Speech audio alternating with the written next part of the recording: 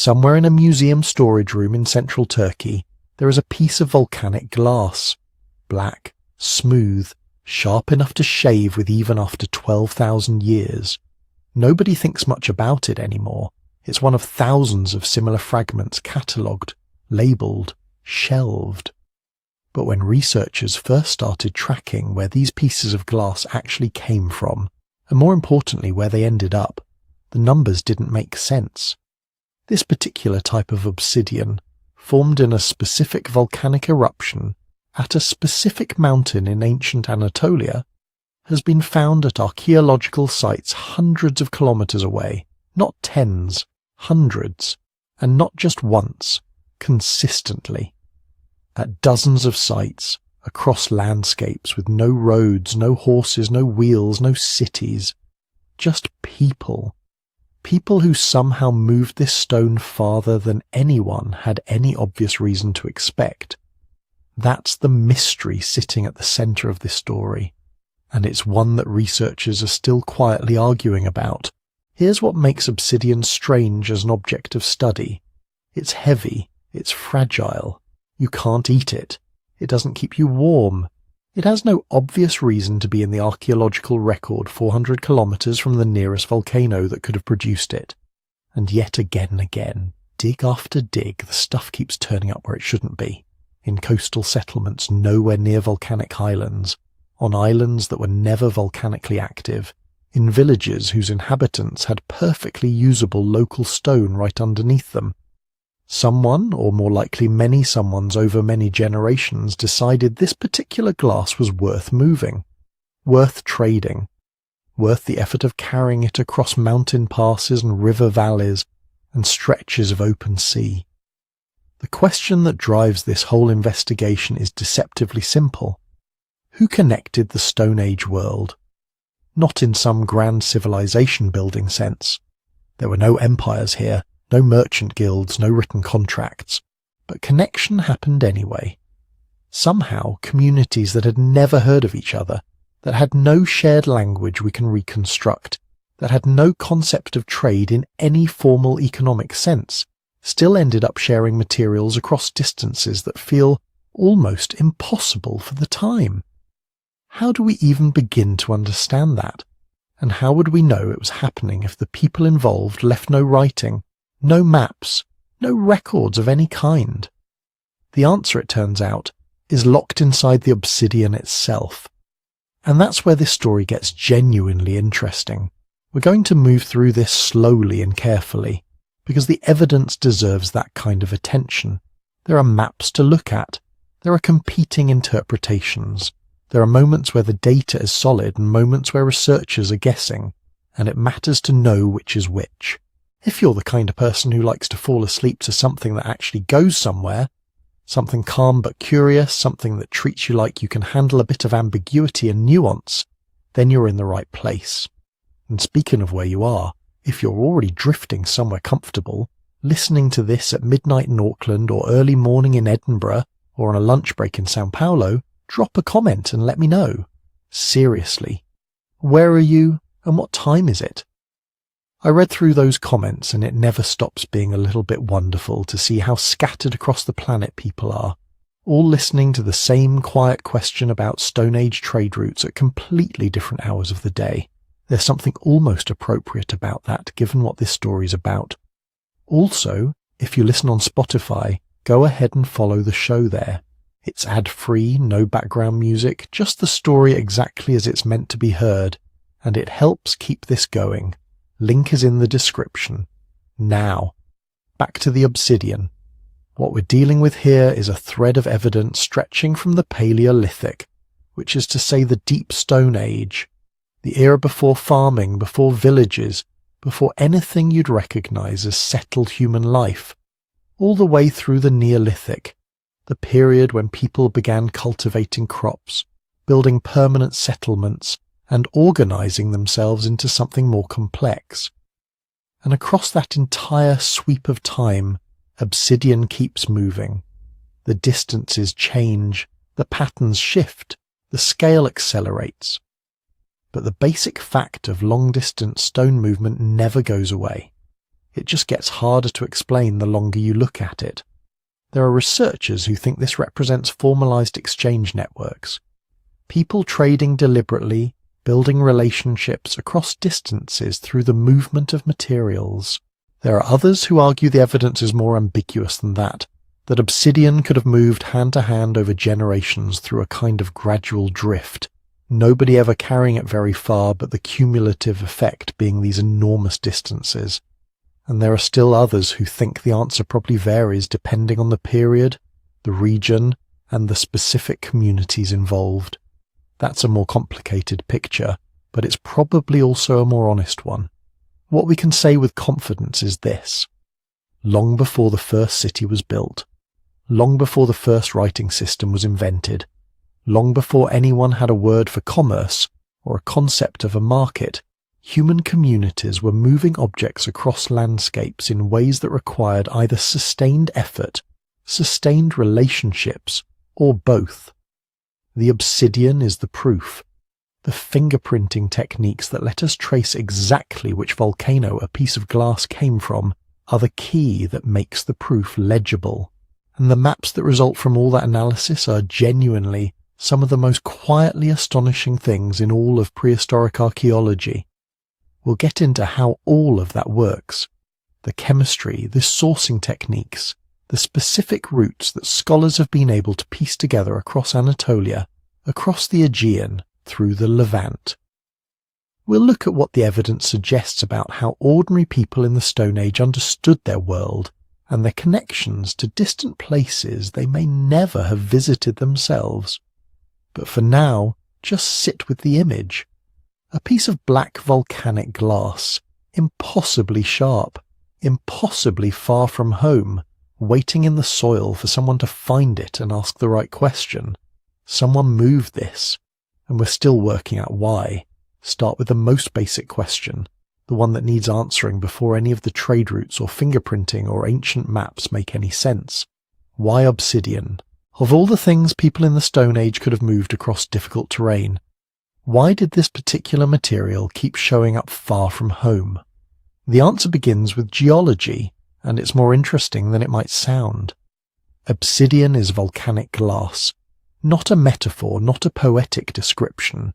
Actual glass formed when silica-rich lava cools so rapidly that its molecules don't have time to arrange themselves into crystals.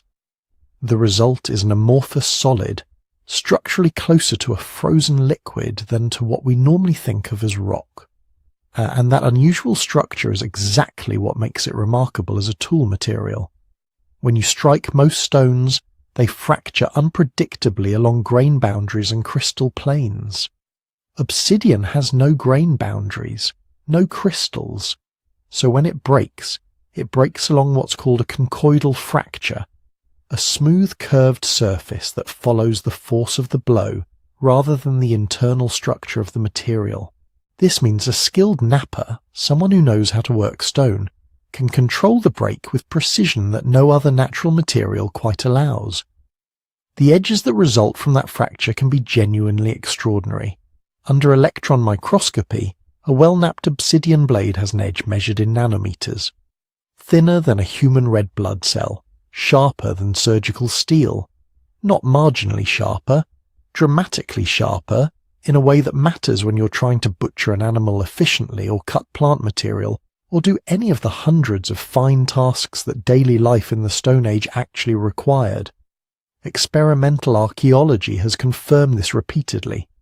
Obsidian blades cut more cleanly, require less force, and stay sharp through longer use than comparable tools made from flint or chert.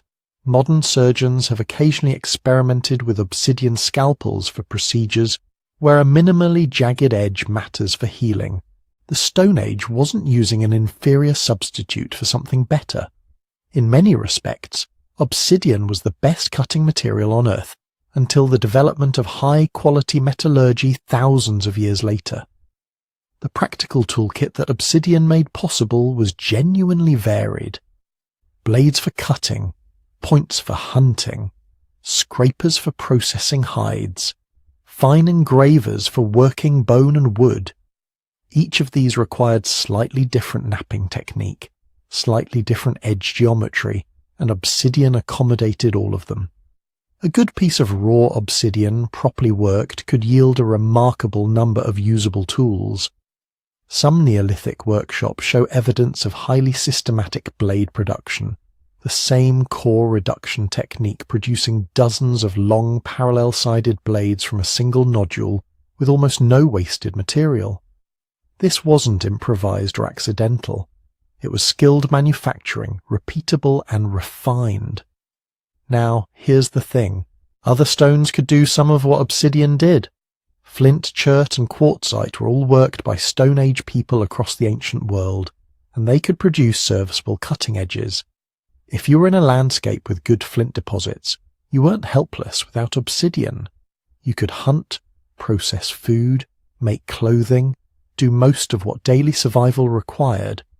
So the presence of obsidian at sites hundreds of kilometers from the nearest source isn't simply a matter of raw necessity. People weren't moving it because they had no alternative.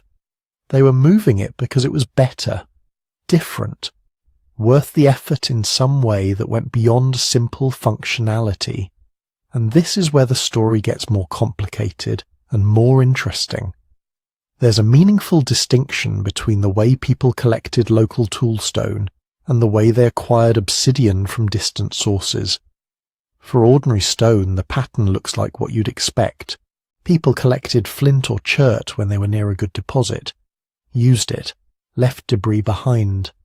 The material shows up in archaeology close to where it naturally occurs, with concentrations dropping off fairly quickly as you move away from the source. The effort involved was modest. You picked up stone when you walked past it.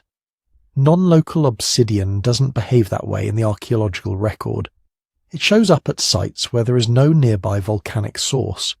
It shows up in quantities that suggest deliberate, repeated acquisition rather than occasional finds.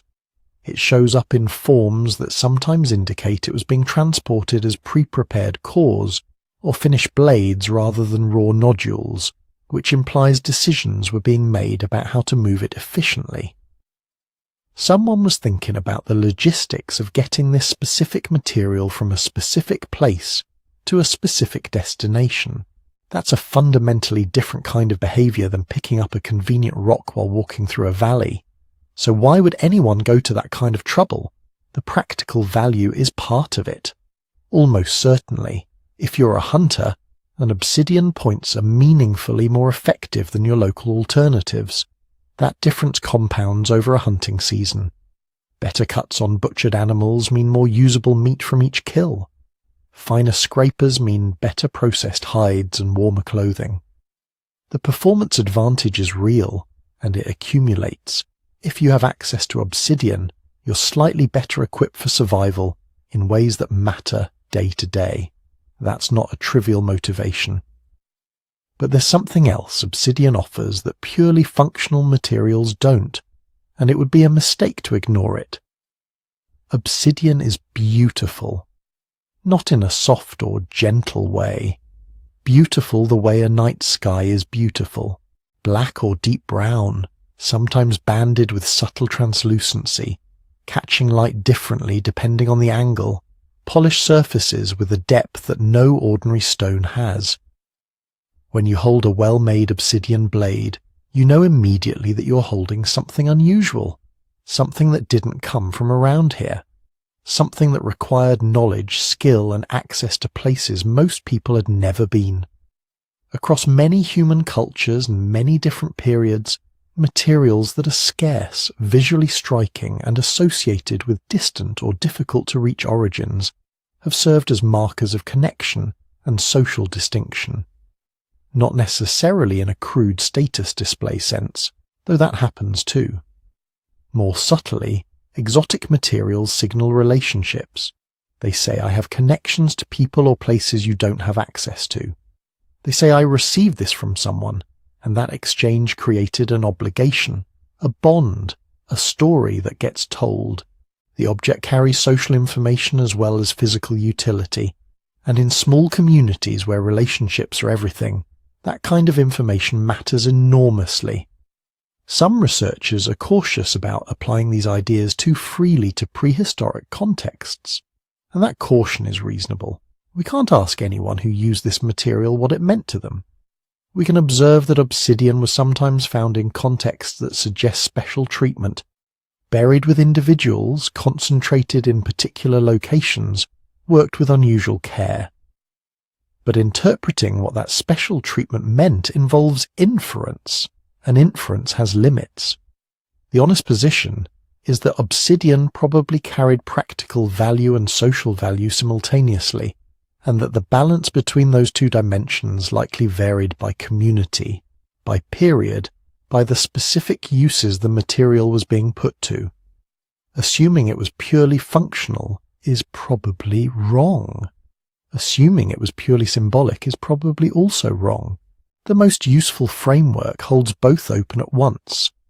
What we can say with more confidence is that the decision to acquire non-local obsidian, to go to whatever trouble that acquisition required, was a considered one. This wasn't material that fell into people's hands by accident. The effort involved, and as we'll see, that effort could be substantial, implies that whoever was moving obsidian across landscapes had reasons they found compelling enough to justify the cost. Whether those reasons were primarily practical, primarily social, or some blend that we'd struggle to disentangle, even if we could ask directly, the movement was purposeful. It was chosen. And this matters for what comes later in the story, because once you accept that people in the Stone Age were making deliberate, effortful decisions to acquire specific materials from specific distant sources, you have to start asking how. How did they know where the obsidian came from? How did they establish the relationships that made acquisition possible? How did knowledge of a volcano hundreds of kilometers away survive in a community that had no writing, possibly no one who had ever visited the source in living memory? These questions don't have simple answers, and different researchers argue for different mechanisms, some of them quite different from each other. But they all start from the same observation. Obsidian moved because something made it worth moving. Understanding what that something was is the first step toward understanding how the Stone Age world was, against all apparent odds, actually connected. The material itself is the starting point, sharp enough to matter, beautiful enough to notice, scarce enough to carry meaning. That combination, practical and symbolic, useful and exotic, is what launched one of the most remarkable and least celebrated episodes of long-distance exchange in all of human prehistory. To make sense of that movement, we have to answer a question that sounds almost impossible at first. When you pick up a tiny flake of obsidian from an archaeological site, how could you possibly know which volcano it came from? It turns out the stone remembers. Obsidian is glass, but it isn't chemically simple. As the lava rose through the crust, it picked up trace elements from the rocks it moved through, and its own chemistry evolved as it sat, cooled, mixed, or didn't mix with other magmas. When it finally froze into glass, that particular combination of elements was locked in place.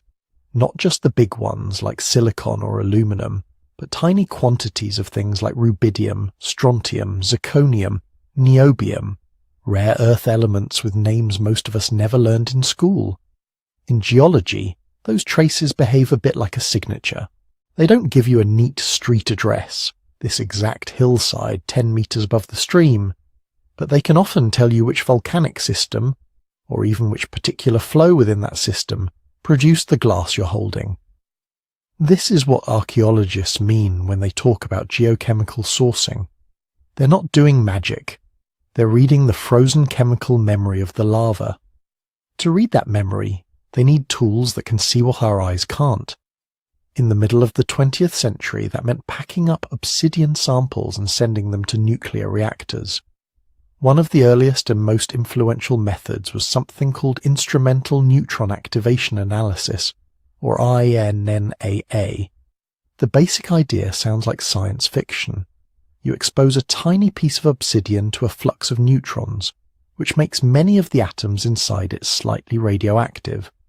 As those atoms decay back to stability, they emit gamma rays at very specific energies.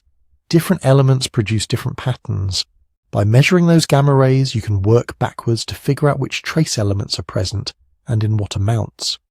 INAA is slow, expensive, and not exactly a field technique. But for decades, it produced incredibly precise fingerprints for obsidian sources across places like Anatolia, the Aegean, and the Near East. Whole reference libraries were built this way. Carefully collected samples from known volcanoes, each one measured and catalogued, forming a kind of chemical atlas against which archaeological pieces could be compared. More recently, less dramatic methods have become common.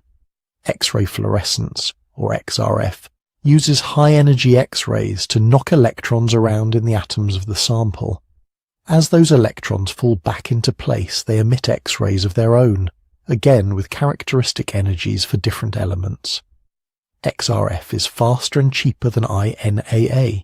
Portable XRF devices can even be brought to museums and excavation sites, letting researchers test artifacts without shipping them off or grinding off large chunks.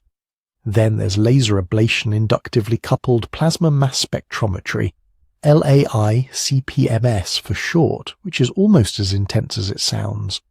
A microscopic laser beam vaporizes a tiny spot on the obsidian, turning it into a cloud of ions.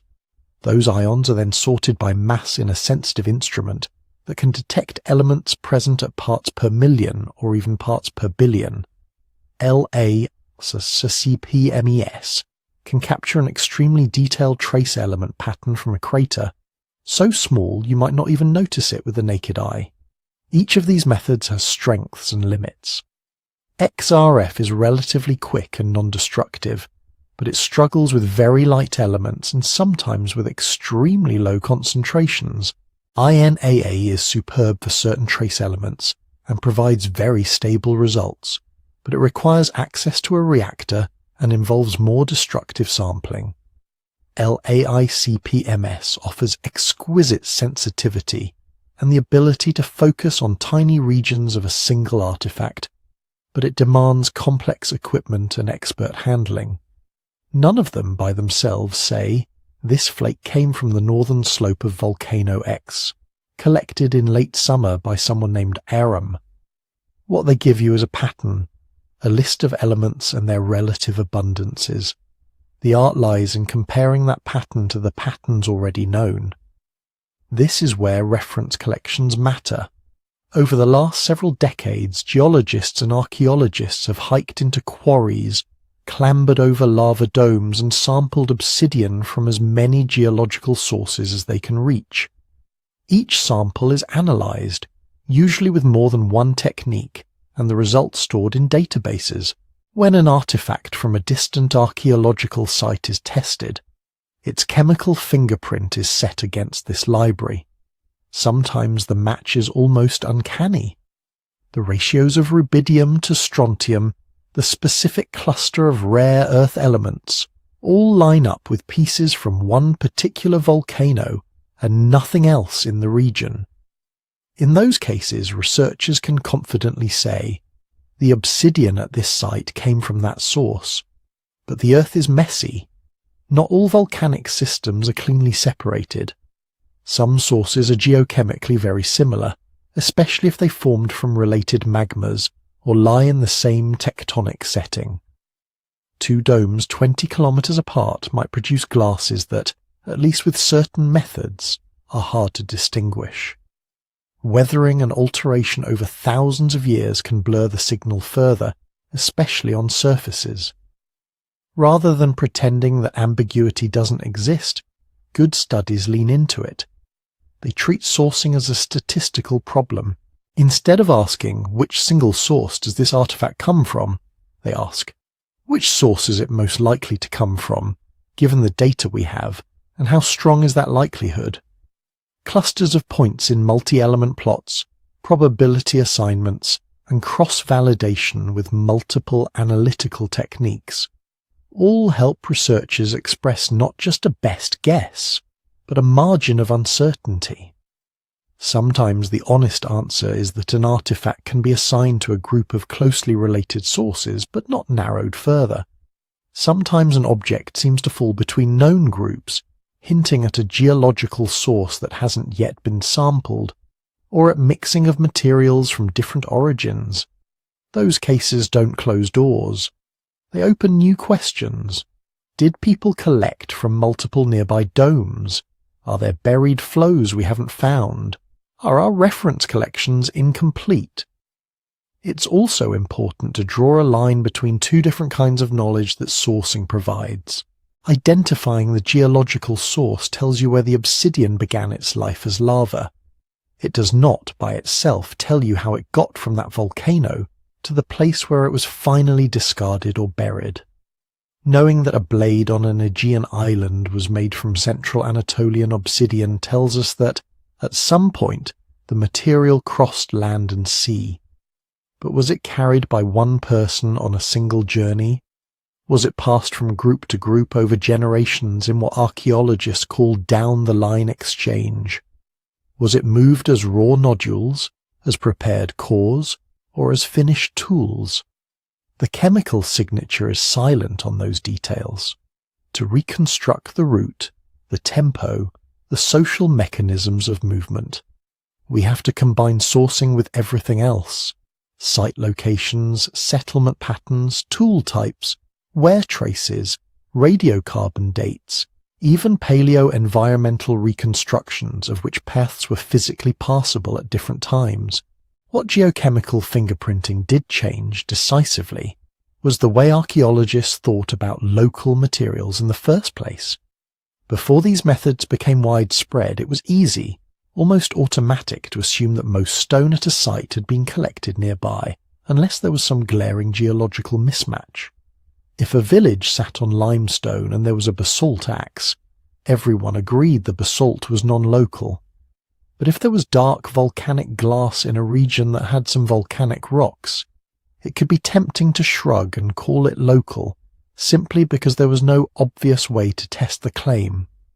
Sourcing turned those assumptions into hypotheses that could be checked. In some cases, the old intuition was confirmed. People did rely mostly on nearby deposits. In others, the picture fractured. Tools that looked ordinary turned out to come from volcanoes hundreds of kilometers away. What had been invisible long-distance connections crystallized into evidence. In the landscapes we're about to explore, Anatolia, the Aegean Islands, the Levant, that shift was revolutionary. Suddenly obsidian wasn't just black glass from somewhere volcanic. It was material with an address, however approximate. And once you can point to a map and say, this stone began its journey here and ended it here, you can start asking a deeper question. What did the space in between really look like to the people who crossed it? To answer that, we need to zoom in on one particular piece of the world, a stretch of land that for obsidian works a bit like the beating heart of the old world. Anatolia. If you've ever looked at a modern political map, you know it by another name, most of what is now Turkey. But for the people we're talking about, long before cities or empires, it was a high, folded plateau framed by mountains and seas, broken by lakes and river valleys, and pierced by volcanoes. Those volcanoes are what matter for our story. Geologically, Anatolia is a mess in the best possible way. It's squeezed between the African plate to the south and the Eurasian plate to the north, with smaller plates jostling in between. That collision zone has been producing magma for millions of years. Some of it froze into basalt, some into andesite or rhyolite, and some into the dark volcanic glass we care about. When archaeologists talk about obsidian in this region, they usually think first of two broad source zones. One is central Anatolia. Names like Gölüdağ, Nenezidağ, Achigöl, and the obsidian fields around Cappadocia show up again and again in the sourcing literature. This is the landscape of soft tuffs and eroded rock towers, of old calderas and lava domes. Here obsidian occurs in thick flows and scattered blocks, exposed on hillsides or embedded in older deposits. For prehistoric knappers, it would have been both obvious and abundant. The other major zone lies further east, in eastern Anatolia, stretching toward the highlands that grade into Armenia and northern Mesopotamia. Here you find sources like Bingal, Nemrut Dağ, near Lake Van, and other complexes that have produced large volumes of glass. These eastern sources are chemically distinct from most of the central Anatolian ones, but not always from each other. Many come from magmas generated in similar tectonic settings, enriched in similar trace elements. If obsidian were rare, if there were only one or two sources in the whole region, the story would actually be simpler. But Anatolia is dotted with volcanic centres. In some areas, people could have walked an hour in one direction and found glass from one magmatic system, then walked an hour the other way and found glass from another that, to the naked eye, looked pretty much the same. That overlap is where geochemistry stops being a luxury and becomes essential. On a workbench, a piece from Gulu Dağ doesn't announce itself in any obvious way. Neither does a fragment from Bingal. They're both dark, glassy, sharp. They can both be knapped into excellent blades. Without chemical fingerprinting, a tool made from eastern obsidian and carried into central Anatolia might be mistaken for something local, and the long journey it represents would simply disappear into the background. Multiple nearby sources also create another problem. Imagine a village perched in a landscape where 3 separate obsidian flows are technically local, each with slightly different colour, fracture behaviour, and chemistry. Did people prefer one over the others? Did they mix them freely? Did they reserve one kind for certain tool types? You can't answer those questions with visual inspection alone. You need to separate the stones into their geological families and then see what people did with each family. That's where assemblages come in. At an archaeological site, obsidian rarely appears as a single glamorous artifact. More often, it's a scatter of thousands of tiny fragments, raw nodules, battered cores, long thin blades, chunky flakes, snapped tips, finished tools with dulled edges, and minute chips left where someone sat and worked stone. Each piece is one point in a process that began at a volcano and ended in a hearth, a workshop area, or a grave. Raw nodules, when they're found on settlements far from the source, suggest that someone was moving unworked or only lightly tested stone. That implies one kind of exchange, perhaps groups travelling to the source and hauling back heavy loads, or specialists making dedicated trips to supply others. Cores, the roughly shaped blocks from which blades and flakes are struck, tell another story. They're lighter than raw boulders, already pruned of useless material at or near the quarry. If a site has many imported cores but few nodules, it suggests that part of the work, the wasteful early reduction, happened closer to the volcano. Somewhere out there, between the site and the source, there may have been workshops, way stations where obsidian was roughed out before being sent on. Blades and finished tools add more detail. Long standardized blades with regular ridges along the back are hard to produce without skill and practice.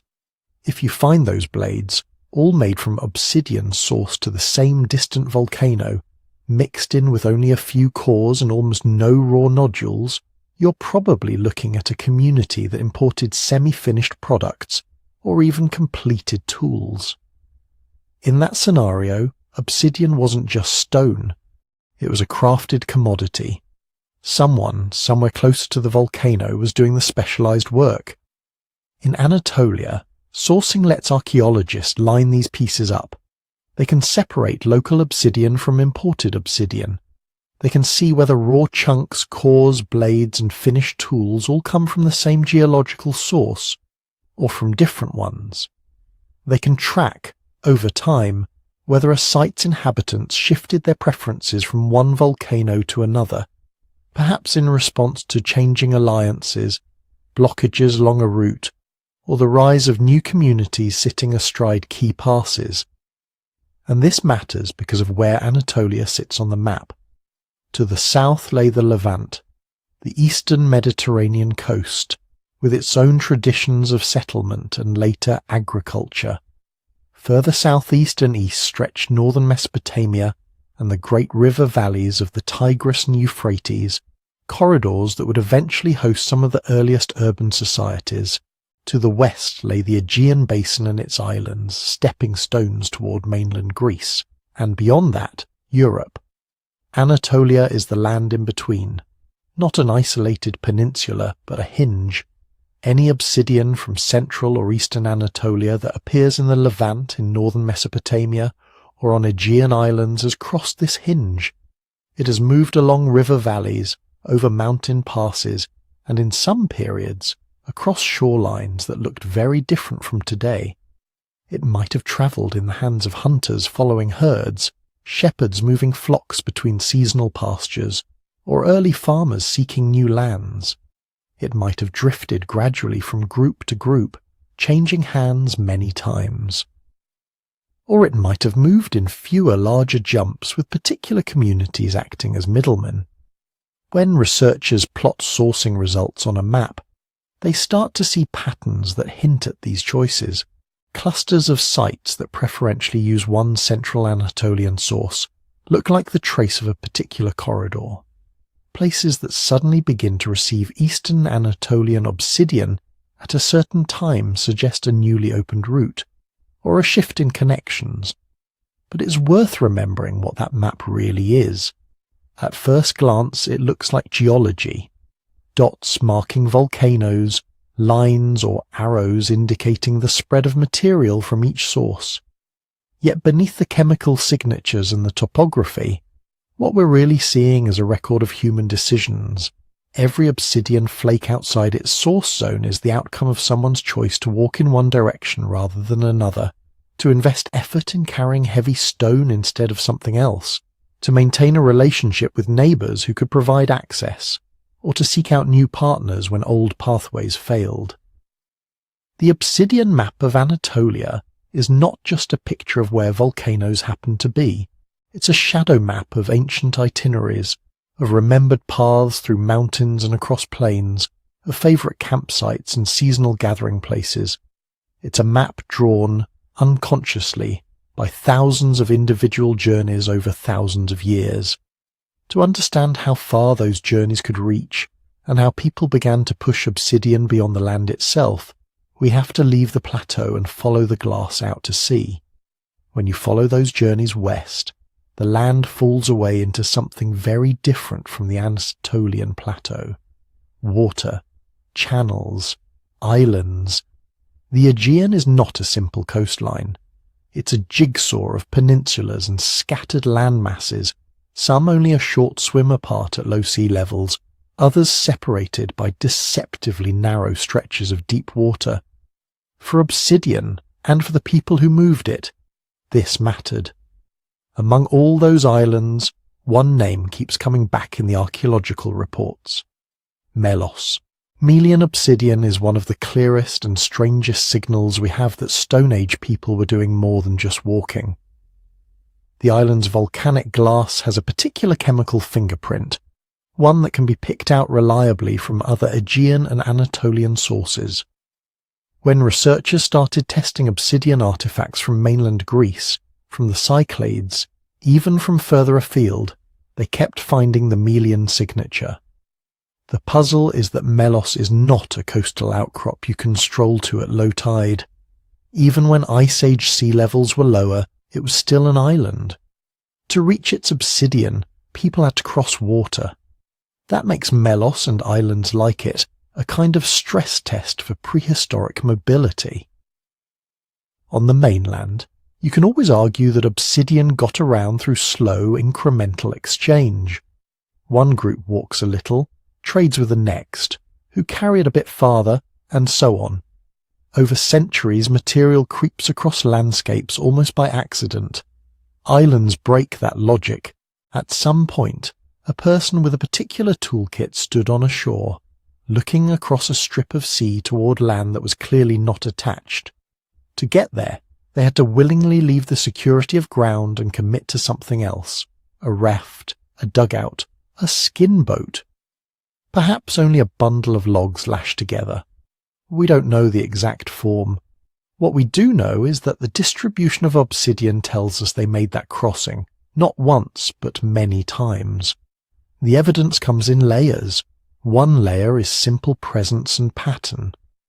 Melian obsidian shows up in sites on the Greek mainland and other islands, in quantities that are hard to explain by a single lost voyage or a rare curiosity. In some Neolithic settlements, the majority of obsidian tools that have been chemically tested trace back to Melos. The further those sites are from the island, the more you would expect its glass to fade out if it were just a random trickle.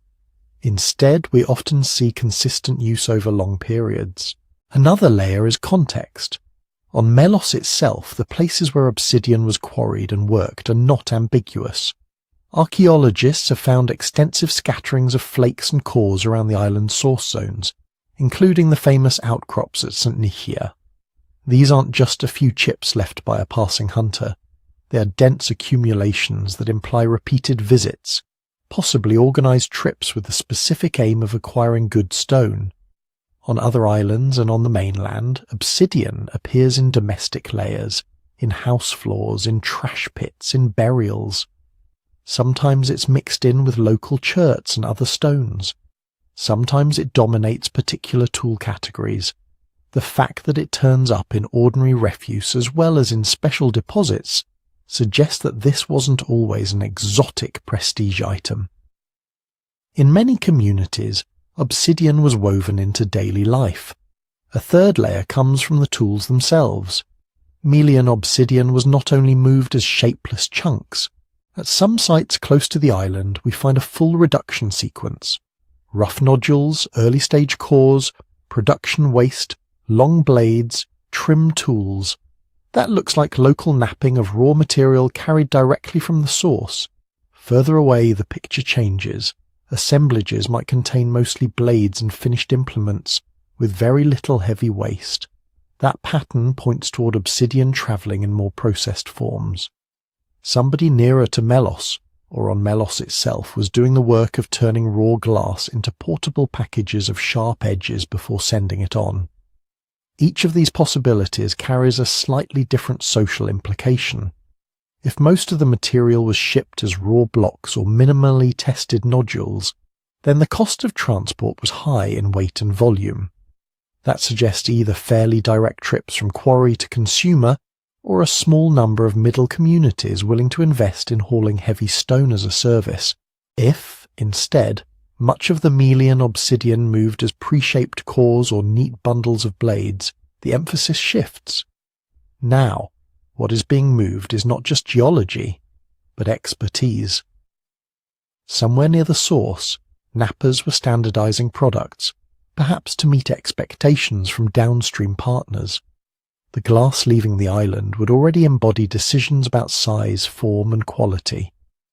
Down the line, other communities could resharpen or modify these imports, but the basic package was defined at or near the source.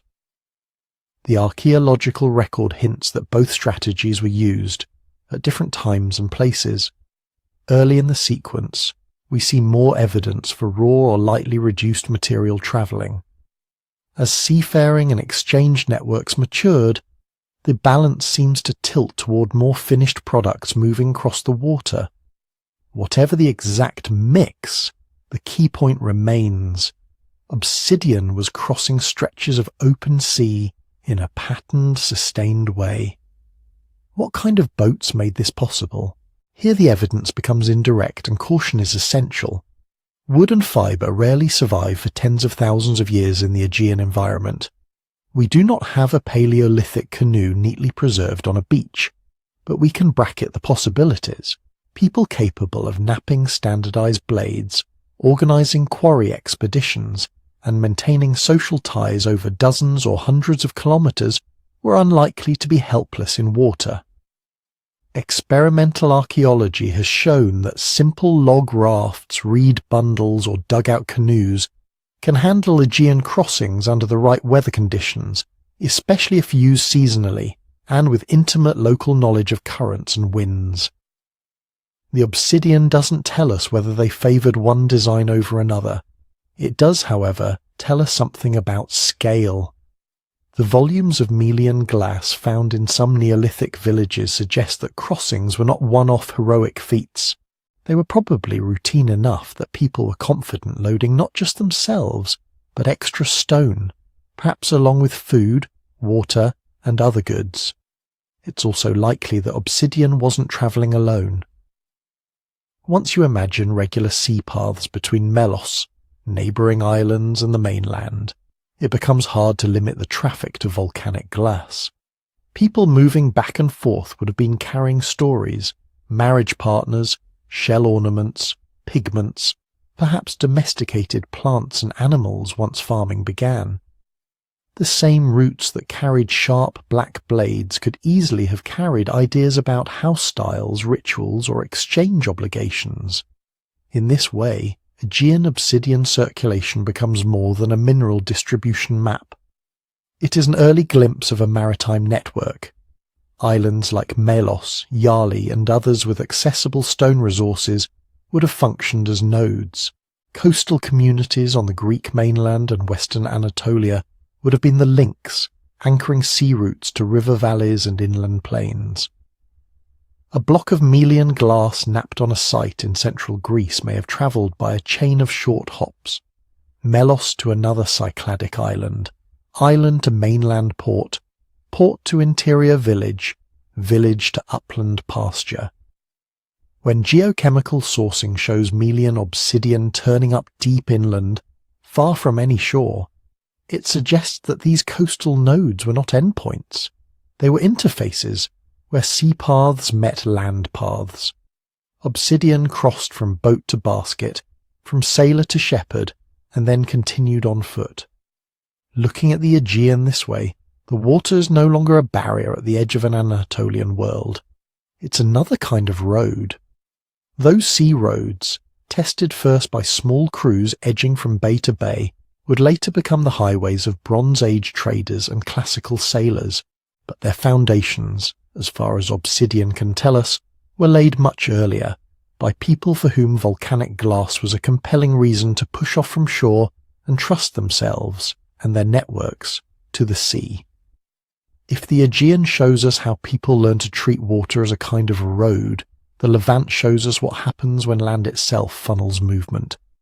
Stretch a mental map from southern Turkey down through Syria, Lebanon, Israel, Palestine, and Jordan. Between the Mediterranean on one side and the harsher deserts on the other, there's a relatively narrow strip of land where rainfall is a bit more generous, rivers and springs are more frequent, and habitats string together into a chain instead of breaking into isolated pockets. Archaeologists often describe this as a corridor, not a straight, well-paved highway, but a set of overlapping routes that all tend to run north-south, threading through coastal plains, upland ridges, and inland valleys. For tens of thousands of years, anyone moving between Anatolia and northeastern Africa, or between the highlands of inland Asia and the Mediterranean coast, found themselves channeled through some part of this belt. Obsidian makes this visible in a way few other materials can. There are no obsidian-producing volcanoes in the Levant itself. The closest major sources sit to the north and northeast, in central and eastern Anatolia, and further out toward the Caucasus. Yet at sites scattered along this corridor, from the Upper Paleolithic into the Neolithic, archaeologists find obsidian blades, flakes, and cores. When those pieces are tested, many of them trace back to those distant northern sources. In the technical language, these artifacts are non-local. That simply means the rock they're made of does not exist in the geology around the site where they were found. But in human terms, non-local is not just a label. It's a measure of how many days of walking lie between source and destination. If a chunk of obsidian in a Levantine camp comes from central Anatolia, we're talking about hundreds of kilometres as the crow flies, and often more along real paths that detour around mountains and track water sources. Even for highly mobile hunter-gatherers, that represents a serious journey. This raises a basic question. Whose journey are we seeing? One possibility is direct procurement. A group based somewhere in the northern Levant, perhaps near today's Syria or Lebanon, could have organized occasional expeditions northward toward the obsidian-bearing zones of Anatolia. People might follow familiar river valleys and passes, visit known quarries, pick up raw blocks or early-stage cores, and then turn around and bring them home. In that scenario, each piece of non-local stone still reflects movement, but most of that movement is done by the very people who eventually use it. Another possibility is almost the opposite. The obsidian in a southern Levantine site may never have been handled by anyone who had seen the volcano it came from. Instead, it might have trickled down the corridor through multiple exchanges, traded from one group to the next, sometimes as raw nodules, sometimes as partially worked cores, sometimes as finished blades passed along with other gifts. This is the down-the-line model. No single group walks the full distance between Anatolia and, say, the northern Sinai. Yet over time, obsidian still covers that ground, moving in small steps as people meet, camp together, intermarry, or share feasts. Can the material itself tell these stories apart? Sometimes it can offer hints, though rarely a neat answer. At sites relatively close to inferred sources, archaeologists sometimes find evidence of the whole napping sequence. There are big, heavy chunks of raw glass, roughing out waste, and the finer flakes left by the final stages of shaping tools. That full spectrum suggests that someone nearby had direct access to large nodules. They weren't just receiving a few prepackaged blades, they were doing much of the work themselves. Further down the corridor, the assemblage can look very different. Levantine sites several hundred kilometers from any known volcano may contain mostly small flakes, retouched tools, and perhaps a few exhausted cores, but little of the bulky early-stage waste you'd expect if raw blocks were arriving regularly. That kind of pattern fits better with obsidian reaching these places already reduced, perhaps as well-formed blade cores or as bundles of long blades ready to be turned into specific tools. Someone else, further north, has already done the heavy lifting. On top of these technological clues, there's the simple matter of quantity. In some Levantine camps and villages, obsidian is a rare ingredient, a few slivers among thousands of local flint artifacts. In others, especially later Neolithic settlements, non-local glass can form a substantial minority of the chipped stone toolkit. The more abundant and systematic the use, the harder it is to explain it as the result of a single heroic trek or a one-off caravan. Instead, it starts to look like a regular flow, supported either by repeated direct journeys, by established down-the-line networks, or by some mix of both. This is where the Levant's role as a corridor becomes important. People in this belt were not standing still. Even without trade in mind, many groups had seasonal rounds. Herds moved between lowland winter ranges and upland summer pastures. Edible plants ripened at different times in different zones. Bands might spend part of the year near the coast, part in interior valleys, part on the edge of steppe or desert. Along these circuits there were places that drew people together. Some sites along the Levantine corridor show unusually dense occupation layers and repeated use over long spans of time. Others are rich in hearths, animal bones and artifacts, yet show signs of only short-term episodic visits. Archaeologists interpret some of these as aggregation sites, locations where multiple groups, who might spend much of the year apart, came together seasonally. In such gatherings, obsidian could change hands without anyone imagining themselves as traders. You can picture the scene in very simple terms. 2 or 3 bands arrive at a familiar spring or rock shelter within a few days of each other. They share hunting grounds, arrange marriages, settle disputes, exchange news about distant relatives and strange weather. Around the edges of those conversations, material things move too.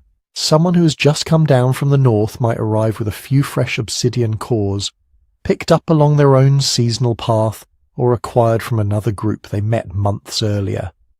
Someone from further south might have access to shells from the Red Sea, pigments from particular outcrops, or fine quality flint. Bits and pieces change hands as gifts, as part of marriage arrangements, as tokens of obligation, or simply as practical swaps. No one has to carry obsidian across the full length of the corridor in a single lifetime, but over generations and many such meetings, the material slowly extends its range. From an archaeological perspective, teasing apart these scenarios is difficult. We can see that obsidian is present, and we can determine where it came from geochemically. We can examine how it was worked locally, and whether that changes with distance from the source. We can map where it's more common, and where it's rare. What we cannot see directly are the specific social occasions that moved it, the handshake that sealed a marriage alliance, the quiet loan repaid years later, the visit of a small party of strangers following a rumour of good stone. Still, the pattern of finds along the Levantine corridor suggests that by the time farming villages appeared, there were already established habits of movement and connection along these north-south routes.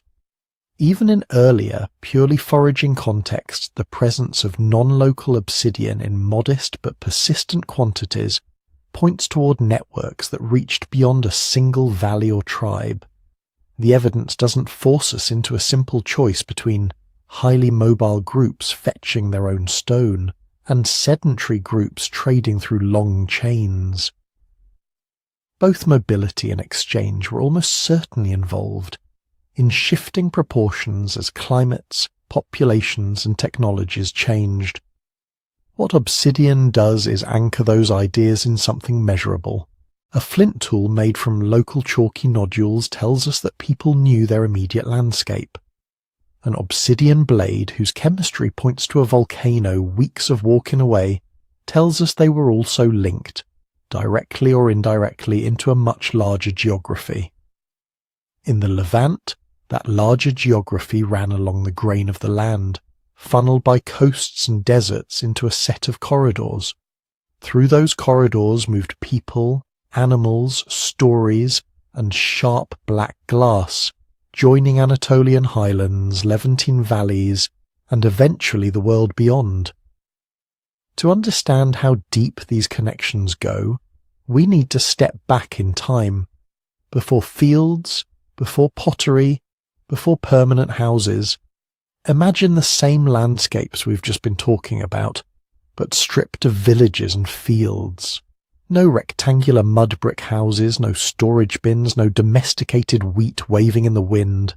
Instead, there are shifting camps, circles of footprints, clusters of hearths, thin layers of ash and bone left by people who might stay a few weeks or a season and then move on.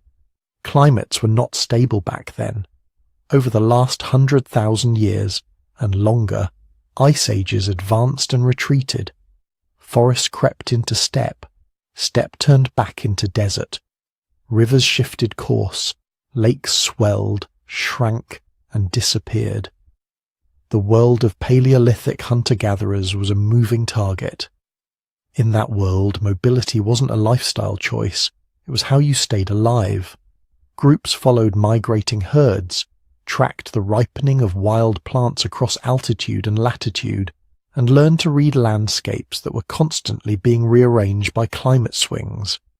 A territory for them was not a neat circle around a village. It was more like a web of favoured valleys, water sources, hunting grounds, and seasonal camps, spread over hundreds or even thousands of square kilometres. Into this shifting web, obsidian appears, quietly and early. Long before the first farmers in Anatolia or the Levant, there are Upper Paleolithic sites where a few obsidian flakes turn up among overwhelmingly local stone. In central Anatolia, in parts of the Zagros, in the Caucasus region, hunter-gatherer camps dating back tens of thousands of years contain slivers of volcanic glass whose chemical fingerprints match sources tens or even hundreds of kilometers away. In some cases, the source is visible on the horizon. A group might camp within sight of a dark volcanic dome and walk a day or two to pick up nodules along old lava flows. That kind of local movement fits well with what we know of forager behavior. But again and again, there are examples that stretch beyond that simple picture. At sites where the nearest known obsidian source lies far outside what most models would predict for an individual band's day-to-day foraging radius, a small number of pieces still appear. Sometimes we're talking about distances of 200, 300, even 400 kilometers in straight-line terms, through landscapes that would have been rugged even in good climate phases. That doesn't mean a single person walked all that way with one prized flake in their pocket. It might mean that, over generations, people's movements and exchanges stitched together those distances. Still, the existence of those pieces raises awkward questions for the old textbook image of Paleolithic life. Tiny self-contained bands, each largely isolated within its own little territory, only rarely meeting strangers. If that image were accurate in a strict sense, we would expect most stone to be local almost all the time, with only the very occasional exotic item carried home from a youthful adventure. Instead, what we see in several regions is a pattern of rare but persistent non-local obsidian, turning up again and again over long spans of time. This is where it helps to think not just in terms of how far could one group walk, but how far their seasonal rounds might overlap with the rounds of their neighbours. A foraging band might have a core area they know best, with favourite springs, hunting blinds and plant gathering spots. Around that there are fringe zones they visit only in some years, when rainfall is good, or when herds shift their routes. Beyond those fringes lie other groups' core areas, with their own loops and rhythms. Where these loops overlap, people meet. Those meetings might be cautious first, then habitual. A neutral valley where herds tend to pass in autumn. A lakeshore that holds water even in dry years. A particular rock shelter that's big enough to host more than one band at a time. In such places, information can move faster than genetics. Stories about distant valleys, about unusual stones, about a mountain of black glass that breaks into edges sharper than anything else. Alongside stories, objects can move too. One group's periphery might be another group's home. If the northern neighbours pass near an obsidian-bearing volcano on their seasonal round, they might bring a few chunks with them when they head south. They may chip off some blades for their own use, then pass one or two on when they meet people who have good access to something else. High-quality flint, red ochre, access to a reliable wetland in drought years. Over generations, a network of such overlapping movements could allow obsidian to drift far beyond any one group's usual range, without requiring anyone to trade in a formal sense or imagine themselves as part of a long-distance system. This is one way to think about those rare exotic pieces, not as signs of caravans or specialists, but as the archaeological shadows of long, slow, ordinary movement. At the same time, the obsidian record doesn't stop at isolated curiosities. In some late Upper Paleolithic and Epipaleolithic contexts, especially closer to major source zones in Anatolia and the Caucasus, obsidian is present in more than token amounts. You see cores, multiple flakes, sometimes tools that show deliberate repeated use. The quantities are still small compared to what appears later in Neolithic villages, but they're large enough to hint at something more than a single lucky find. Here the distinction between exotic piece and sustained flow becomes important. An exotic piece is a one-off, a handful of flakes in a layer representing centuries of occupation, perhaps never replaced when they break or are lost. A sustained flow shows up as obsidian reappearing in layer after layer over long spans of time, and in enough quantity that people seem to rely on it for particular tool types. In some Paleolithic sequences near major Obsidian provinces, that second pattern is beginning to appear even before farming. It suggests that certain forager groups had integrated access to volcanic glass into their lifeways, whether through regular visits to source zones or through dependable ties to people who lived closer to those zones. How to interpret this is still debated. One school of thought emphasizes mobility. In this view, Paleolithic people were moving over astonishing distances as part of their normal annual or multi-year cycles. Long-lived bands might have extremely wide territories, shifting camp rarely but covering hundreds of kilometers over a year or two. In that case, Obsidian doesn't require trade at all. It's simply collected when the group happens to pass by. Another perspective stresses social ties. It accepts that hunter-gatherers were mobile, but suggests that the key to long-distance Obsidian is not gigantic territories, but chains of relationships, kin marriages that link far-flung groups, ritual gatherings that draw people to specific places at specific times, and enduring obligations that travel with gifts. From this angle, Obsidian is less a testimony to how far feet could walk, and more to how far trust and obligation could reach. It's also possible that both explanations are partly right, and that their importance shifted with climate and time.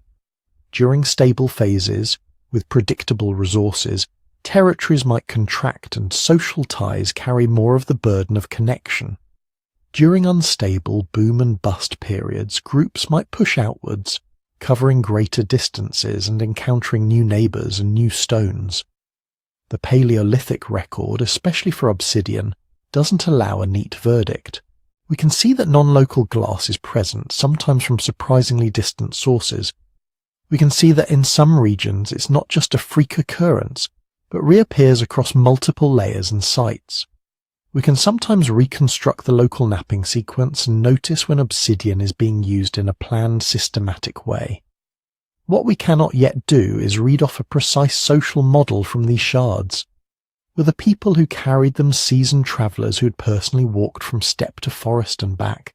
Or were they embedded in networks where friends of friends passed along useful stone the way people today circulate news or stories?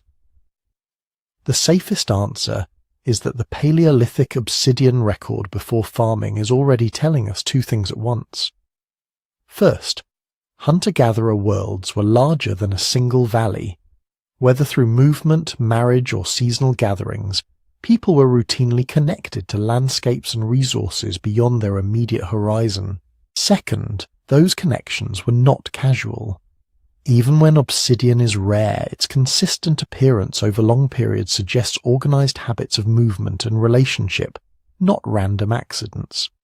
By the time Neolithic villages appear, with their storage pits and walls and more abundant Obsidian tools, they are inheriting a geography of connection that had been slowly woven through the Paleolithic. Farming accelerates and reshapes those flows, but it doesn't create them from nothing. The black glass had already been moving quietly across a hunter-gatherer world of shifting ice, changing rains and overlapping paths. When farming enters the story, the tempo changes. Not overnight, and not everywhere at the same time, but gradually, unevenly, across the same landscapes where Obsidian had already been drifting for millennia. Picture one of those favoured valleys where foragers once camped seasonally. There's still a river, still wild grasses, still herds passing through. But now, on a low terrace above the floodplain, there is something new. A cluster of houses that doesn't pick up and leave when the seasons turn. Neolithic villages anchor people in place. Fields and herds tie families to particular patches of land. Storage pits and granaries make it possible to survive bad years without having to abandon everything and gamble on a new territory.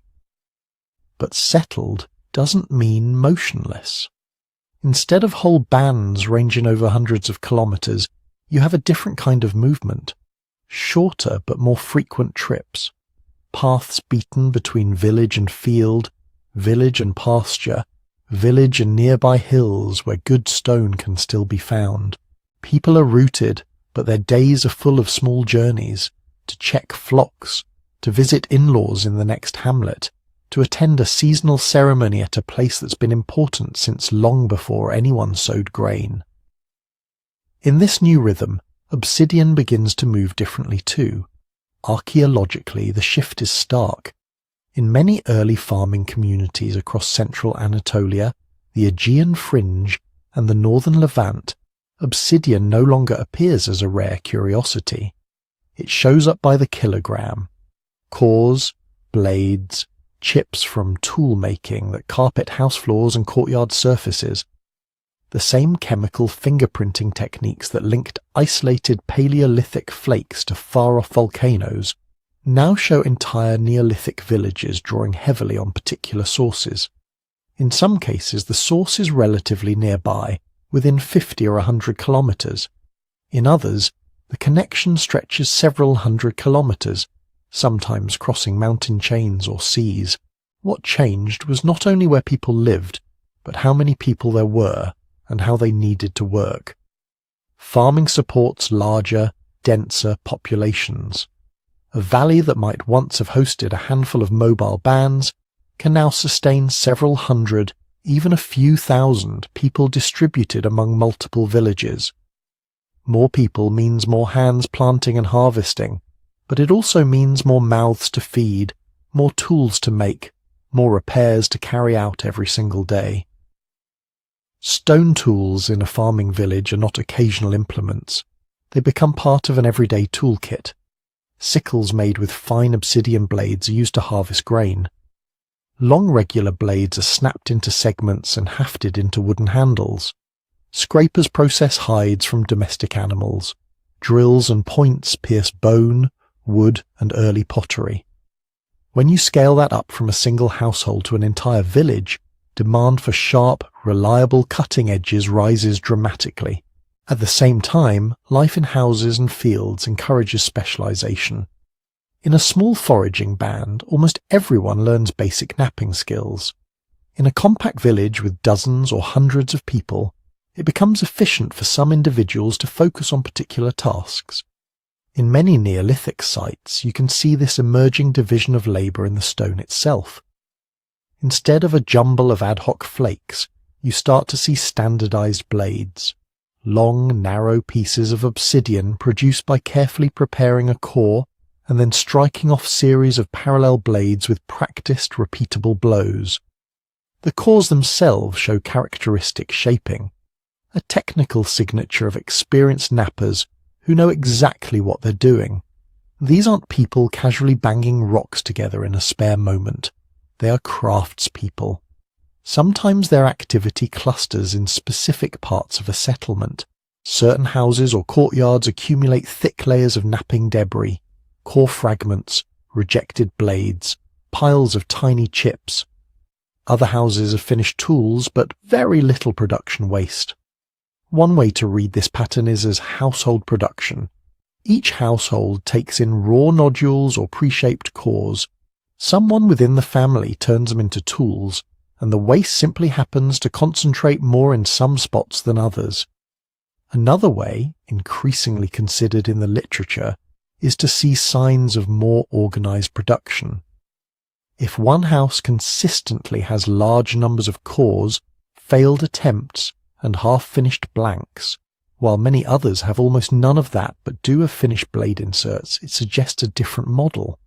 Perhaps a few specialists or specialist households were producing blades not only for themselves but for many others.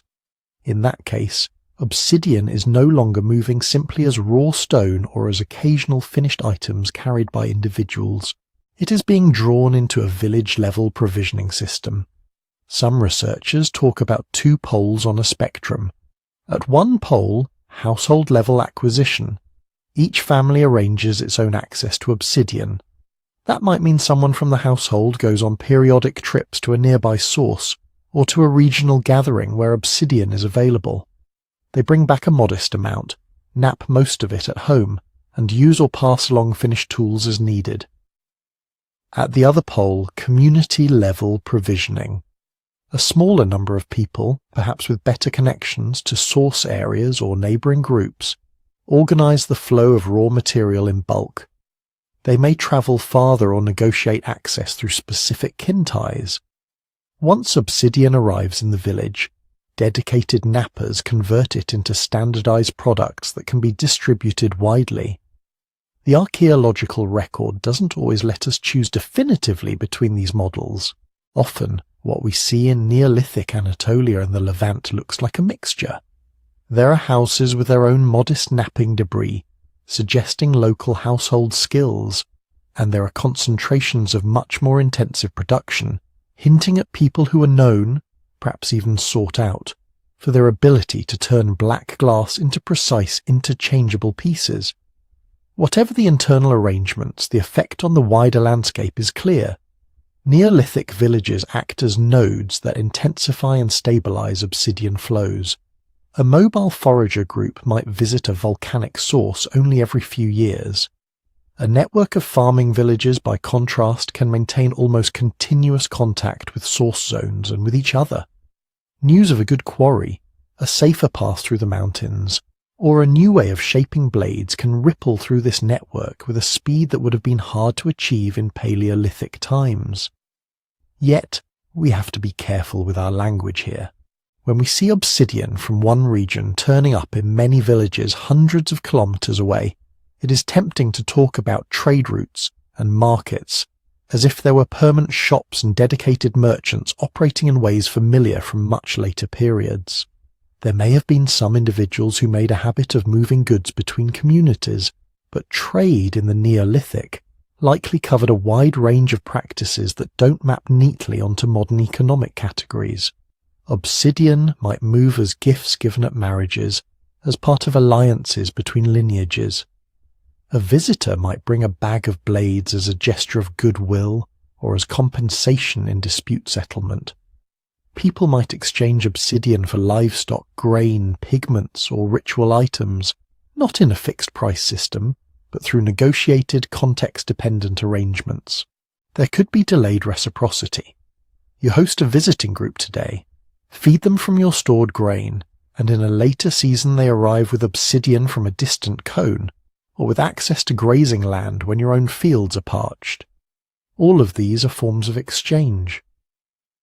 When archaeologists map obsidian distributions in Neolithic Anatolia and the Near East, they are not necessarily revealing markets in the modern sense.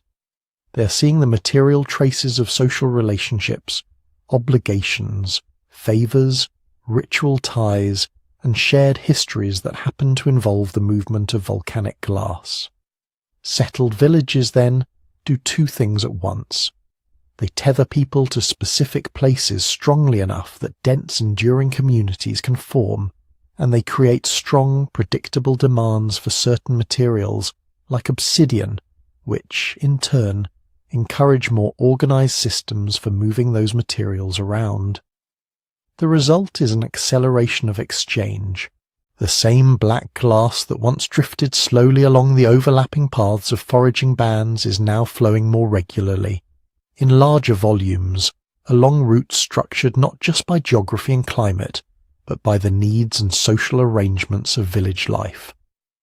In the next step of the story, this acceleration will become even more visible as we zoom in on the workshops themselves, the hands that struck those blades, and the hidden specialists whose skills quietly shaped Stone Age economies.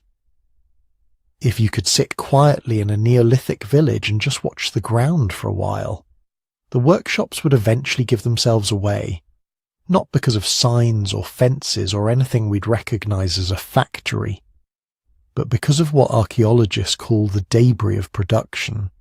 When someone turns a raw obsidian block into a neat stack of blades, most of what they create is not tools, it's waste.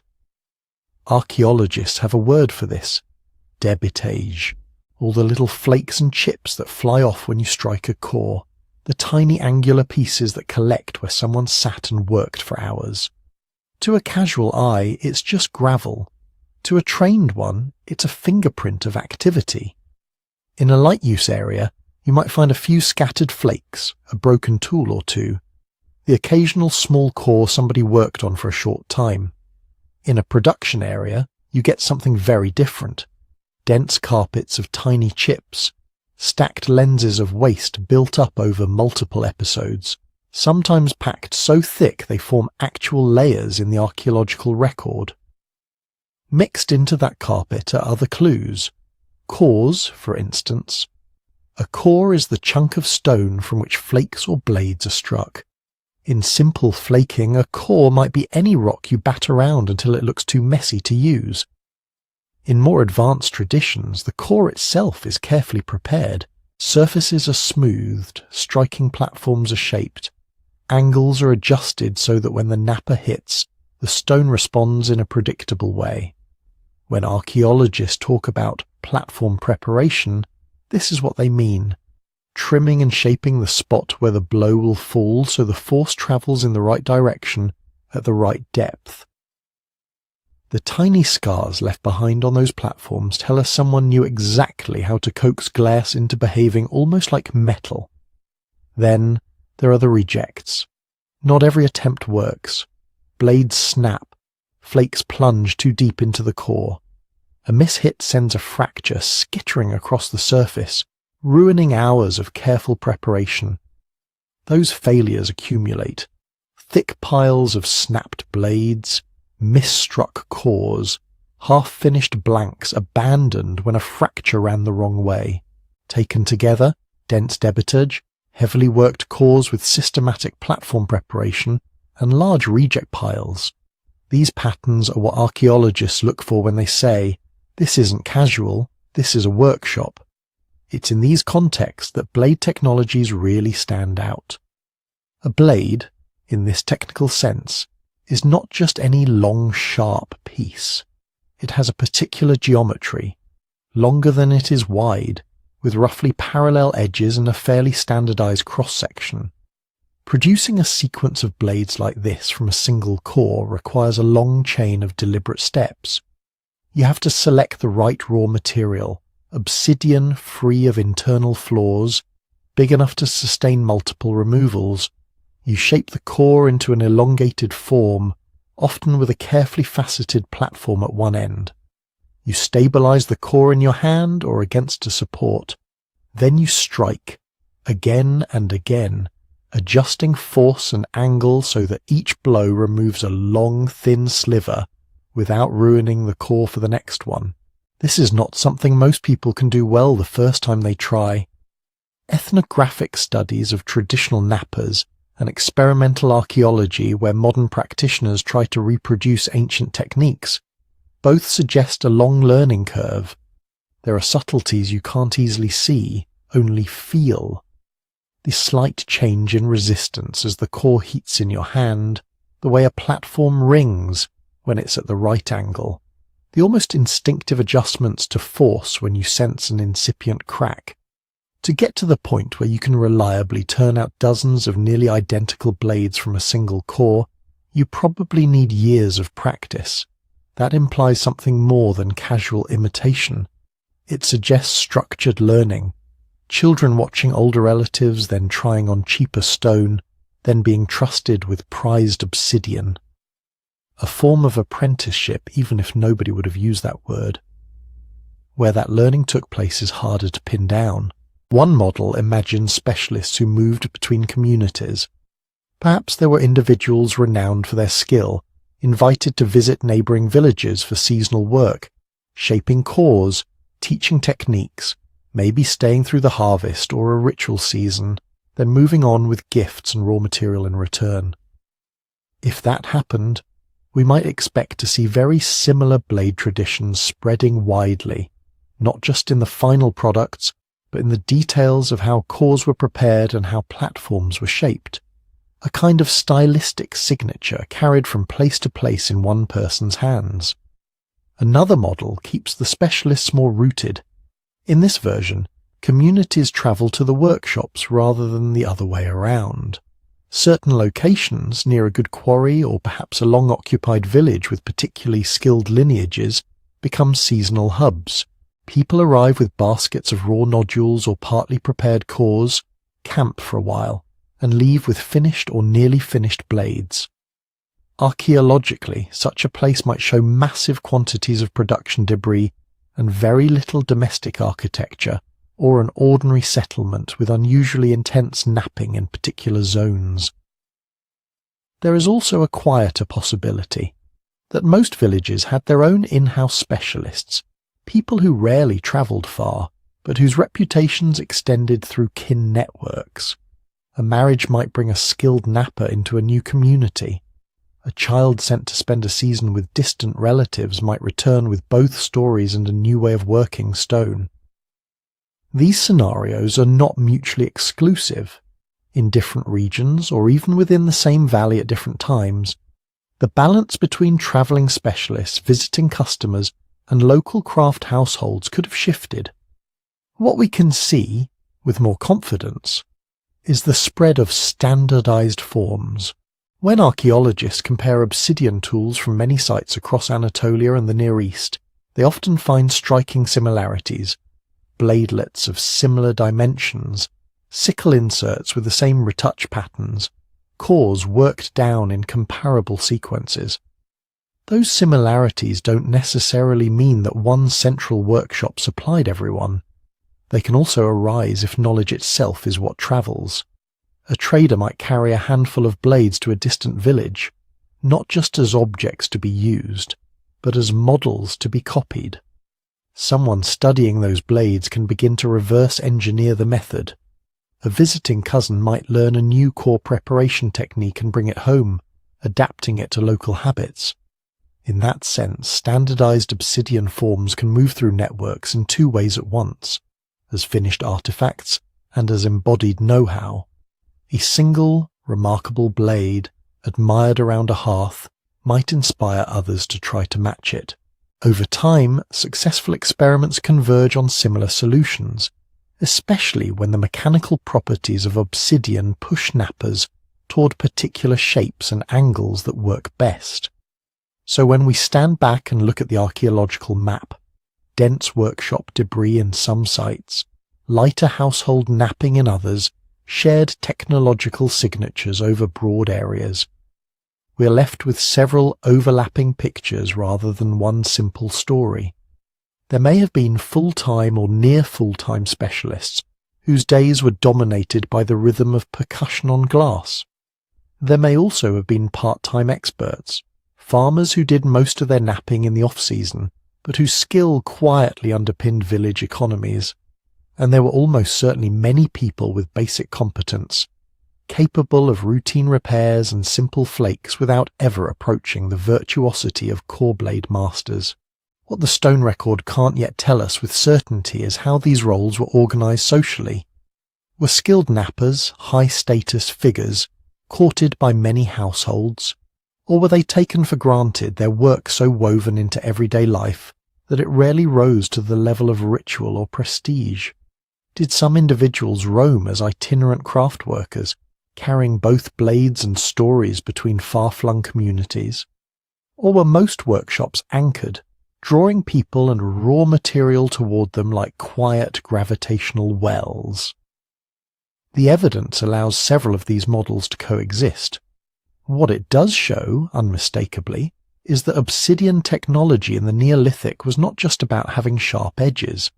It was about maintaining chains of skill, patterns of learning, and networks of exchange that turned volcanic glass into a shared, standardized resource. Those hidden specialists, whether they travelled widely or barely left their courtyards, helped knit together a world where stone, knowledge, and social ties moved along the same paths. In the next step, we can zoom out again and watch how those paths carried obsidian far beyond the immediate reach of any single workshop, through a process archaeologists call down-the-line exchange. Down-the-line exchange sounds technical, but the basic idea is simple enough to follow half asleep. Imagine you live in a village close to an obsidian source. The glass is not magical to you. It's useful, sometimes beautiful, but it's also familiar. You can walk to the quarry in a day. You know which outcrops are good and which ones shatter. You may not treat it like gold. A few valleys away, things look different. There, obsidian doesn't just lie around. People might see it once a year, or once in a lifetime. A single glossy blade, black with that faint green or purple sheen, might be the sharpest object anyone in the community has ever handled. Now stretch this contrast across many communities, each one a little farther from the source. That's where down-the-line exchange comes in.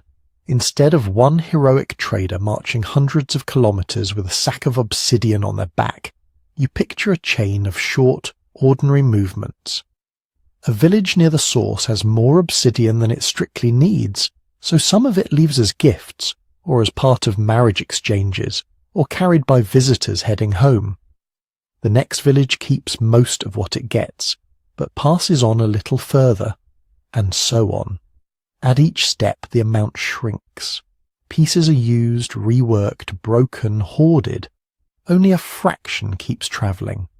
If you map this archaeologically, you get what researchers call a distance decay pattern. Near the quarry, obsidian is everywhere. Big cores, thick flakes, heavy blades, waste scattered across many households. A little farther out you still find plenty, but the pieces tend to be smaller, more carefully worked, more often reused. Move farther again, and obsidian becomes rare. A few tiny tools in a whole excavation, sometimes only slivers in special contexts. The probability of finding obsidian and the average size of the pieces both tend to decrease as you move away from the geological source. It's a quiet statistical gradient, not a dramatic frontier. But it's exactly what you'd expect if materials passed from hand to hand through many small local transactions instead of being hauled in bulk by specialists. Those transactions didn't have to look like markets with prices and bargaining. In Stone Age societies, much of what we'd now call trade was probably woven into gifting and reciprocity. You visit relatives in a neighbouring valley. You bring food, news, maybe a few finished blades or a prepared core, not because you've calculated their value, but because relationships are maintained through giving. Your hosts respond with hospitality, shelter, perhaps access to a spring or pasture. They may give you something in return, a rare pigment from a nearby cliff, a shell from a distant shore, a woven item that takes days to make. Nobody writes anything down. Nobody calls it a contract, but everyone remembers. Over time, expectations form. Families known for their access to obsidian might be expected to show up with stone periodically. Families with good grazing or salt or fine pottery show their own generosity in turn. This is where obsidian can travel surprisingly far without anyone setting out to be a long-distance trader. Each participant in the chain is acting within a short, familiar radius, dealing mostly with people they already know or at least know of. Alliances work the same way. A marriage across communities is not only about two individuals, it creates a durable link between entire groups. When a daughter marries out or a son marries in, gifts move with them. Dowries, bride wealth, ceremonial exchanges. These can easily include the high-status, sharp, eye-catching material everyone has noticed. Obsidian. Once that connection exists, it can carry more than people. It can carry a steady trickle of stone, information, and obligations. In times of need, a bad harvest, a conflict, a sickness, those same ties might be activated for help. From the outside, centuries later, we don't see the arguments or the laughter or the awkward visits. We see the pattern, obsidian from source A, turning up in small, well-travelled quantities in regions B, C and D, each a little farther and thinner than the last. For this kind of system to work, there has to be something acting like infrastructure, even if no roads have been cut and no government is enforcing agreements. That something is trust. Trust and reputation are the invisible scaffolding of down-the-line exchange. If you give away a prize blade now, you have to believe that generosity will somehow return to you or your descendants. Not immediately, not as a simple repayment, but as part of a cycle of favours and recognition. Groups that reliably share in times of plenty, that host visitors without cheating them, that treat affines and guests with respect, slowly become known as good partners. Stories travel with the stone. Who was fair? Who was stingy? Who broke an agreement? In a world without writing, reputation is memory turned into social capital. It shapes who receives gifts, who gets invited to gatherings, who is warned about danger or told about a new source of useful stone. It also shapes who gets cut off. And this is where we encounter social boundaries. When archaeologists map obsidian sources and their distributions, they sometimes notice something odd. The distance decay pattern doesn't just fade smoothly into nothing. Instead, it may drop off sharply at a certain line on the landscape. On one side of a river or mountain range, obsidian from a particular volcano is common. Just beyond, in territory that is physically accessible, it's almost absent, even though people clearly lived there and used other stones. This suggests that exchange networks did not cover the map evenly. They were structured by cultural frontiers, zones where language, identity, ritual, or history made cooperation difficult. Perhaps two neighbouring groups had old hostilities. Perhaps myths warned against crossing a particular ridge. Maybe marriage rules, ritual obligations, or simple prejudice limited who could marry whom, and therefore who could reliably trade. From far away, we just see the outcome, a network that stops short of its geographical potential. Obsidian is a wonderful tracer of such connections, but it is also mute about motives. From the chemistry of the glass we can say, with reasonable confidence, that a piece found here came from a volcano there. By looking at abundance and artifact types, we can sketch the rough shape of a network, guess at whether exchange was frequent or rare, bulk or trickle. What we cannot see directly is why people moved it. Was a particular blade given as part of a courtship ritual, or as a peace offering after a fight? Did a village stockpile cause as security against future scarcity, or as a way of signalling prestige to neighbours? Was a distant piece of obsidian carried for its sharpness, its shine, its symbolic meaning, or simply because it was what a traveller happened to have in their pack? The stone alone does not answer these questions. Down-the-line exchange and the social glue that supports it leave a clear trace in distributions and distance patterns, but they do not write out their own story. To approach that, archaeologists have to combine the obsidian map with settlement patterns, burial customs, animal bones, plant remains, and comparisons with more recent societies. When all of that is brought together, a picture begins to emerge. A world where volcanic glass moved not just along paths of utility, but along paths of relationship.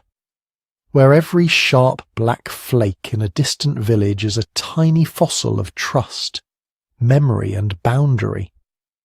In the next step we can set those invisible networks against the actual landscape, the mountains, rivers, and passes that guided feet and choices, and see how people in the Stone Age turned difficult terrain into the routes along which obsidian and obligations flowed. If you look at a modern map of Western Anatolia or the Northern Levant, it's easy to draw straight lines between obsidian sources and find spots. Your eye jumps from volcano to village, village to coast, coast to island. It's tempting to say, "Ah, there's the route." But nobody in the Paleolithic walked on maps. They walked in bodies, with sore feet and hungry stomachs, across actual ground. Ridges, ravines, muddy floodplains, thorny scrub, snow on passes, summer heat on bare rock. To understand the paths obsidian actually took, we have to translate those clean lines into lived geography. Start with the mountains. Anatolia is not a flat stage with a few scenic hills added. It's a tangle of folded ranges and high plateaus. Between the Black Sea coast and the Central Plateau, between the Aegean and the interior, there are belts of rock that can feel endless when you're moving on foot. Yet even the roughest mountains are rarely a uniform wall. There are passes, lower saddles between peaks, broad upland basins, long sloping valleys that gently climb instead of lunging straight up. In modern GIS software, archaeologists call these least cost paths, not the shortest line, but the one that demands the least effort, the fewest calories, the gentlest slopes, the easiest river crossings. When you run a least cost model between, say, an Obsidian source in central Cappadocia and a Neolithic village on the Aegean coast, the simulated path winds through a series of these natural corridors. It skirts the steepest ridges, follows high valleys, drops into major river systems whenever it can. That model is not a GPS track from the Stone Age. It's a hypothesis about what would have been reasonable, and yet when you lay the archaeological data over it, the actual distribution of chemically sourced obsidian, something interesting happens. The densest clusters of finds often sit along those modelled corridors, or just beside them, at spots that make intuitive sense, where two rivers meet, where a mountain pass opens onto a plain, where a plateau route finally reaches a lakeshore. Rivers are the second key. If mountains are the walls and thresholds of this landscape, rivers are its living roads. In western and central Anatolia, long river valleys, the Gediz, the Bukmenderes, the Sakarya, and farther east the Euphrates and its tributaries, carve broad bands of relatively easy terrain. Floodplains offer flat walking and predictable water. Nearby terraces provide slightly raised, dry ground for camps and later for villages. In the Obsidian record, these valleys light up. Pieces from central Anatolian sources occur not randomly, but in strings along these major drainage systems, sites near river confluences, where one valley meets another, often show high accounts or a mix of obsidian types, hinting that they were natural crossroads where people from different directions converged.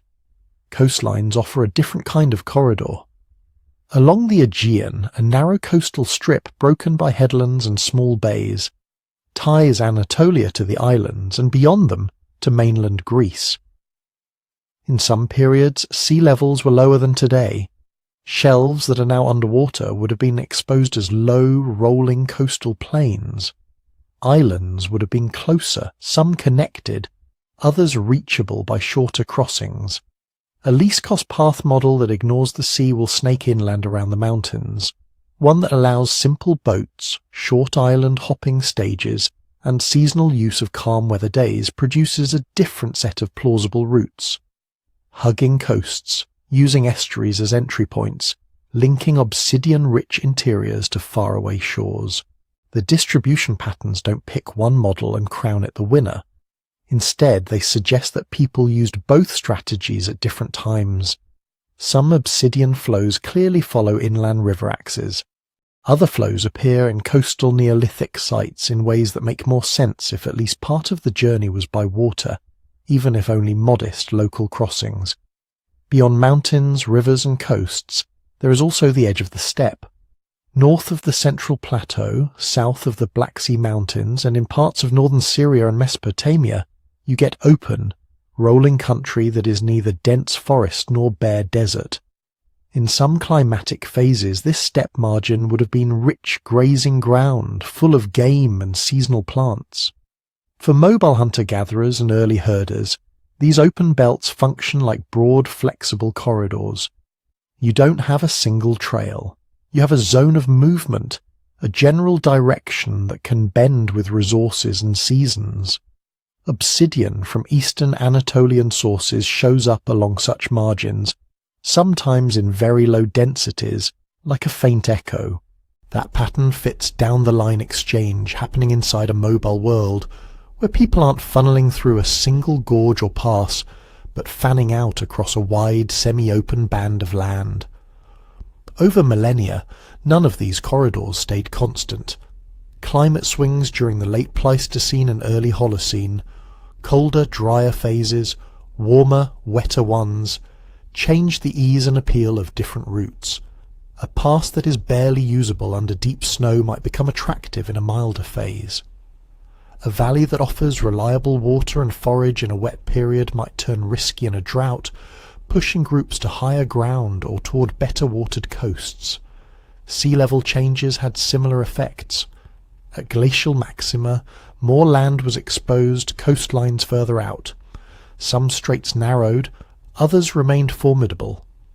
As ice melted, low-lying coastal plains flooded, severing former land paths, turning peninsulas into islands, and changing where boats were required. When archaeologists find obsidian from a particular source at an island site, they have to ask, was this place always an island? Or did people first reach it when it was part of a larger landmass, and only later see the sea rise around it? The answer can shift how we imagine the journey.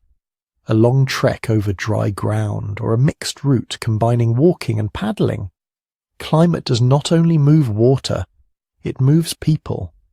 During colder, harsher episodes, groups may have clustered in refuges, well-watered valleys, sheltered coasts, spring-fed basins. These refuges become predictable meeting grounds. When conditions improve and people spread out again, those former refuges remain on the mental map as places where paths cross and old relationships can be renewed. This brings us to the meeting points. Obsidian doesn't just travel along lines, it pulls in nodes. River confluences are the most obvious. Two valleys mean two directions of origin and destination. Settle or camp at that junction, and you see more people, hear more languages, and handle more diverse objects. Lakeshores function similarly. A lake is a magnet for animals, plants, and humans. Its perimeter is a slow circular road. Sites on those shores, even when small, sometimes show a richer mix of materials. An obsidian blade from one source, a different stone from another, shells from yet elsewhere. Each object is a trace of someone arriving, staying a while, and leaving again. Seasonal camps add another layer of structure. Even highly mobile groups often return year after year to certain spots. A good salmon run, a predictable herd crossing, a sheltered basin with edible bulbs. These recurring gatherings are perfect occasions for exchange. You don't have to plan a journey to trade. You just bring what you have surplus of to where you are going anyway. When archaeologists find repeated thin layers of occupation at a terrace above a river, each layer containing a small but steady trickle of non-local obsidian, it's reasonable to picture this kind of seasonal fare, modest in any one year, powerful in the long build-up of connections. Now, tie all of this back to the sourcing data. When you see obsidian from a central Anatolian volcano appearing in sites strung along a particular river valley, fading with distance but never jumping mountains that would be hard to cross, that reinforces the idea that rivers were favoured corridors. When you see a mix of obsidian types at a handful of inland nodes, perhaps a junction where material from eastern and central sources both show up, you can suspect a meeting point, a place where different routes intersected. When you notice that certain coastal sites have obsidian from far inland sources, but very little from closer, alternative volcanoes separated by more rugged terrain, that asymmetry nudges you toward a picture of people preferring easy river-coast combinations over short, brutal mountain crossings. Least-cost path models, climate reconstructions, sea level curves, and the fine-grained chemistry of volcanic glass all converge here, not to give us a single definitive itinerary, but to narrow the field of the plausible. They suggest that Stone Age people were not randomly wandering in any direction. They were reading the same landscape features we see today, the soft invites of valleys, the bottlenecks of passes, the steady pull of water, and weaving their social networks along those lines of least resistance. In that sense, the Obsidian map is not just a record of where stone ended up. It's a faint composite trace of how countless feet over thousands of years chose their way through a complicated world turning particular mountains, rivers and shores into the quiet highways of the Stone Age. And once you see those highways, you can begin to ask a deeper question. What did living along them, or off them, do to the societies that carried this glass? If we follow those quiet highways long enough, obsidian stops looking like just a raw material and starts looking like something else, a diagnostic tool for the kind of world people were living in before cities, before writing, before anyone thought to build a palace. Because obsidian is stubbornly specific, each piece we can chemically fingerprint tells us, in effect, I came from there and ended up here. Add enough of those points, and patterns emerge that are hard to explain without invoking regular structured interaction between groups. In other words, a networked world. You can see it in the way tool styles spread. In the early Holocene, for example, certain blade shapes and core preparation methods show up at sites hundreds of kilometers apart, all made from different local materials but following the same basic design logic. At one village the blades are obsidian, at another they're chert or flint. But the proportions, the angles, the ways they were snapped and retouched match closely. It's unlikely that this is coincidence or parallel invention over and over again. More plausible is that people were seeing each other's tools, handling them, and copying the techniques. A style originates somewhere, perhaps near a rich obsidian source, where specialists are experimenting with new ways to get long, thin blades out of a core. Then, through visits, marriages, shared hunts, or seasonal gatherings, the idea moves. It reaches communities that may never see the original volcano, but still carry the pattern in their heads and hands. Over time, this kind of copying builds what archaeologists sometimes call interaction spheres, broad regions where people share not just tools, but elements of ritual and daily practice. At some Neolithic sites in Anatolia and the Levant, house plans, burial customs, and even ways of decorating walls show family resemblances across long distances. When those same sites share obsidian from overlapping sources, the two lines of evidence reinforce each other. They suggest a world where contact was not a rare, once-in-a-lifetime event, but something that happened often enough to create shared expectations about how life should look. That doesn't mean these worlds were utopias of equality. Exotic materials almost always raise the question of status. Did obsidian belong to everyone, or was it concentrated in the hands of a few? The answer seems to vary by time and place, and the obsidian itself gives us some clues. In many early farming villages, obsidian is surprisingly common. Flakes and blades lie on house floors, in middens around hearths. They're not tucked away only in special buildings or graves. In those contexts, it's hard to argue that obsidian was an exclusive prestige item. It was valued. People went to trouble to get it, but it may have been within reach of most households, at least in modest amounts. Even there, though, we sometimes see hints of hierarchy. A few houses might have more obsidian tools than others, or higher proportions of long, carefully made blades compared to simple flakes. Certain burials might include particularly fine obsidian pieces, while most graves have none. At some sites, very large blades or unusually glossy black pieces appear in ritual deposits rather than in everyday trash. None of this proves rigid class systems or kings. What it does suggest is that people were already using material differences to create and signal social differences, to mark certain occasions as special, certain roles as distinctive, certain individuals as noteworthy. Obsidian, because it was sharp, attractive, and traceably non-local, lent itself to that kind of symbolic work. Inequality in this world may have been shallow compared to later urban societies. But the raw materials for more complex hierarchies, control over access, control over specialized knowledge, control over eye-catching objects, were already present along these obsidian routes. The same routes also tell us something about conflict and cooperation. Moving goods over long distances is risky in any era. In a landscape without states, police, or formal treaties, every valley you cross contains potential allies and potential enemies. Yet the pattern of obsidian distribution, at least in many periods, looks more like a quilt than a set of hard frontiers. The same source can supply multiple regions. Different sources can overlap in a single area. There are not many clear, sharp lines where one obsidian sphere stops abruptly and another begins. This kind of overlap is easier to explain if groups were at minimum tolerating each other and often doing more than that. Exchange itself can be a form of diplomacy. If neighbouring communities meet seasonally to swap obsidian for animal products, pigments, shells or information, that meeting is also an opportunity to renew peace, settle disputes, arrange marriages, and feel out the mood of people who live beyond the next ridge.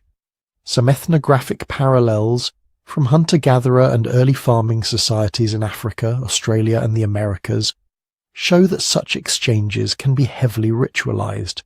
You don't just hand over a bundle of stone, you dance, feast, tell stories, perform obligations. Refusing to trade can be a declaration of hostility. Continuing to trade, even lightly, can be a way of keeping a cautious peace. We cannot see dances or feasts in the archaeological record of Anatolia and the Near East. But we do see the outcome of repeated structured exchanges, steady trickles of obsidian moving along the same approximate lines for centuries. If warfare had been constant and all-consuming between neighbouring groups, it would be harder to maintain those flows across wide regions. That doesn't mean there was no violence. Arrowheads and spear points made of obsidian were not only tools, they were weapons. Some skeletal remains from the region show healed or fatal injuries from projectiles and blunt force. There must have been raids, feuds, and episodes of open conflict. The obsidian record simply suggests that, alongside conflict, there was also a strong incentive to maintain corridors of cooperation, narrow channels of trust, or at least predictable behaviour that allowed people to keep accessing valued materials and information. And that information is the last and perhaps most important thing obsidian hints at. Stone doesn't travel alone. A person making a journey from an obsidian-rich upland to a coastal village is not only carrying cores and blades, they are also carrying news about grazing, game movements, recent droughts or floods, births and deaths, rumours of sickness, stories of strange people far away. Marriage ties often follow exchange routes. We can sometimes see this indirectly through genetic studies, which show patterns of relatedness consistent with mates moving between communities. We can also infer it from how widely shared some cultural traits become. A woman or man who moves to a new group brings not only kin connections back home, but songs, recipes, child-rearing practices, maybe a preferred way to nap a blade or decorate a pot. Obsidian, because it is so easy to trace, gives us a skeleton for these otherwise invisible flows of information. Where we see especially dense or varied obsidian at a few sites, multiple sources represented in one place, it is reasonable to imagine those sites functioning as hubs not just of material exchange, but of story exchange. People from different valleys with different experiences of weather, game, and neighbours meeting for a few crucial days or weeks a year, listening, learning, matching their mental maps against each other. Techniques travel the same way. You might learn a new way to prepare a hunting spear because a visitor shows you a hafted obsidian point that stays in better. You might see someone grind a blade in a way your community has never tried, producing an edge that works especially well on reeds or bone. You copy it. Next season, when your group meets others further along the route, they see the same thing and copy it from you. Over generations, such chains of demonstration and imitation can transform entire regions, all riding on the back of materials like obsidian that make these meetings worthwhile in the first place. When we pull back, what Obsidian shows us about pre-city society is not a world of isolated bands, each reinventing everything on their own, nor a world already dominated by centralized powers.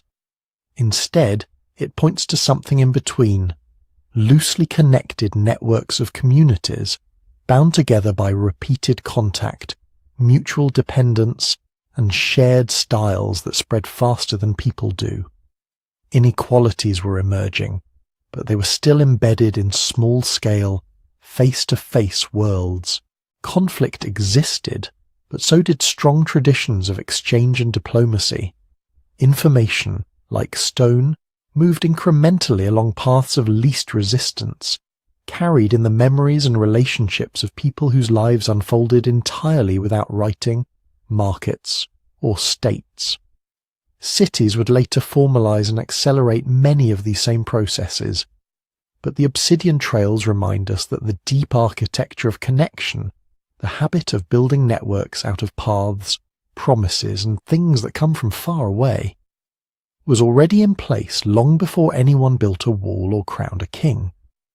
Before we let Obsidian redraw the Stone Age map too confidently, it's worth slowing down and asking what else could be going on. Because not every piece of far-travelled stone is a smoking gun for human trade. One of the most common alternative explanations is also the most prosaic. Nature moved it. Volcanoes don't just erupt obsidian as neat collectible blocks. They shatter it. Rockfalls tumble it down slopes. Rivers can pick up small cobbles and carry them for some distance. Glaciers, in colder regions, can bulldoze blocks of stone and drop them hundreds of kilometers away as they retreat. So when we find obsidian far from any known source, we have to ask, did people carry this? Or did ice and water do the work long before any human picked it up? In some areas, that question matters a lot. In parts of Europe and the Americas, for instance, glacial transport can scatter distinctive rocks across wide swathes of landscape. A person in the late Stone Age might simply be using what the ice had conveniently dumped at their feet. But in much of Anatolia, the Aegean, and the Levant, the patterns don't look like that. We're not seeing random pebbles in river gravels. We're seeing napped blades and cores made from specific obsidian sources, turning up repeatedly in cultural layers at settlements and camps. The farther you get from a source, the smaller and more intensively used the pieces tend to be. The distributions tend to follow the grain of valleys and coastal routes more than the flow of ancient ice. Natural processes can explain stray nodules in odd places. They don't easily explain hundreds or thousands of artifacts from the same volcano, showing up at multiple sites in an orderly pattern. Still, we have to be careful not to flip this into its opposite and say, therefore any non-local obsidian is definite proof of long-distance trade. Sometimes what we're really seeing is the long life of a few particular objects. Stone doesn't wear out quickly. A good obsidian core, if managed carefully, can supply blades for years. When those blades dull, they can be resharpened, reshaped, turned into smaller tools. The debris from that process can be reused again as microblades, scrapers or drills. Archaeologists call this curation and recycling.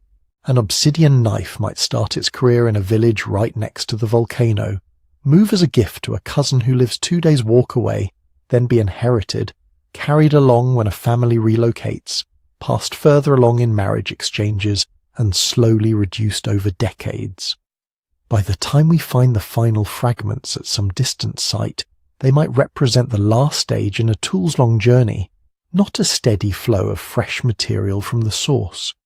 This matters because a small number of very travelled objects can create an illusion of wide, continuous exchange. A single curated blade carried by one person who migrates a long way is not the same thing as a regular supply line. Site formation processes add another wrinkle.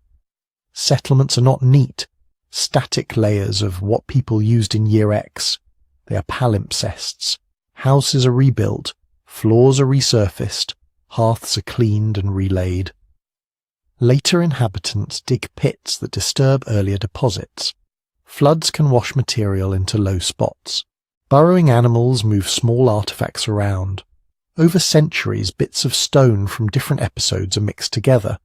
So when we count 10 pieces of distant obsidian from a particular site, we're often mixing generations, sometimes even millennia, into one data set. That doesn't mean the obsidian isn't important. It just means those 10 pieces may not represent 10 separate journeys. They might represent 2 or 3 episodes spread over a very long time. On top of that, our view is skewed by what we've chosen, or been able, to sample. Obsidian sourcing is laboratory work. It takes time, money, and access to comparative collections from known volcanoes. Early studies focused on spectacular sites, big tells, famous caves, places with rich, deep deposits. Many smaller or less glamorous sites were either not tested at all, or only a handful of artifacts were analysed. As more projects incorporate sourcing, the picture keeps changing. Regions that once looked empty of obsidian suddenly show a few pieces when someone finally checks. Places that seem dominated by a single source sometimes reveal low-level contributions from others, hidden in the noise until we add larger sample sizes. New geological surveys occasionally identify previously unknown obsidian outcrops that explain puzzling data. In other words, the obsidian map is a work in progress. Lines we draw today between source and site may look overly simple, or even wrong, in a few decades. This is why archaeologists get uneasy when people talk about the obsidian trade route, as if there was a single continuous highway running from a volcano to the sea. Long-distance movement doesn't automatically mean a single organized chain. A piece of stone can travel 500 kilometers without any individual person walking more than 50.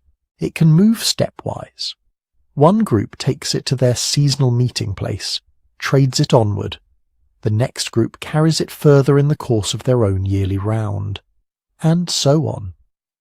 On the ground, this looks less like a caravan road, and more like a series of overlapping circles.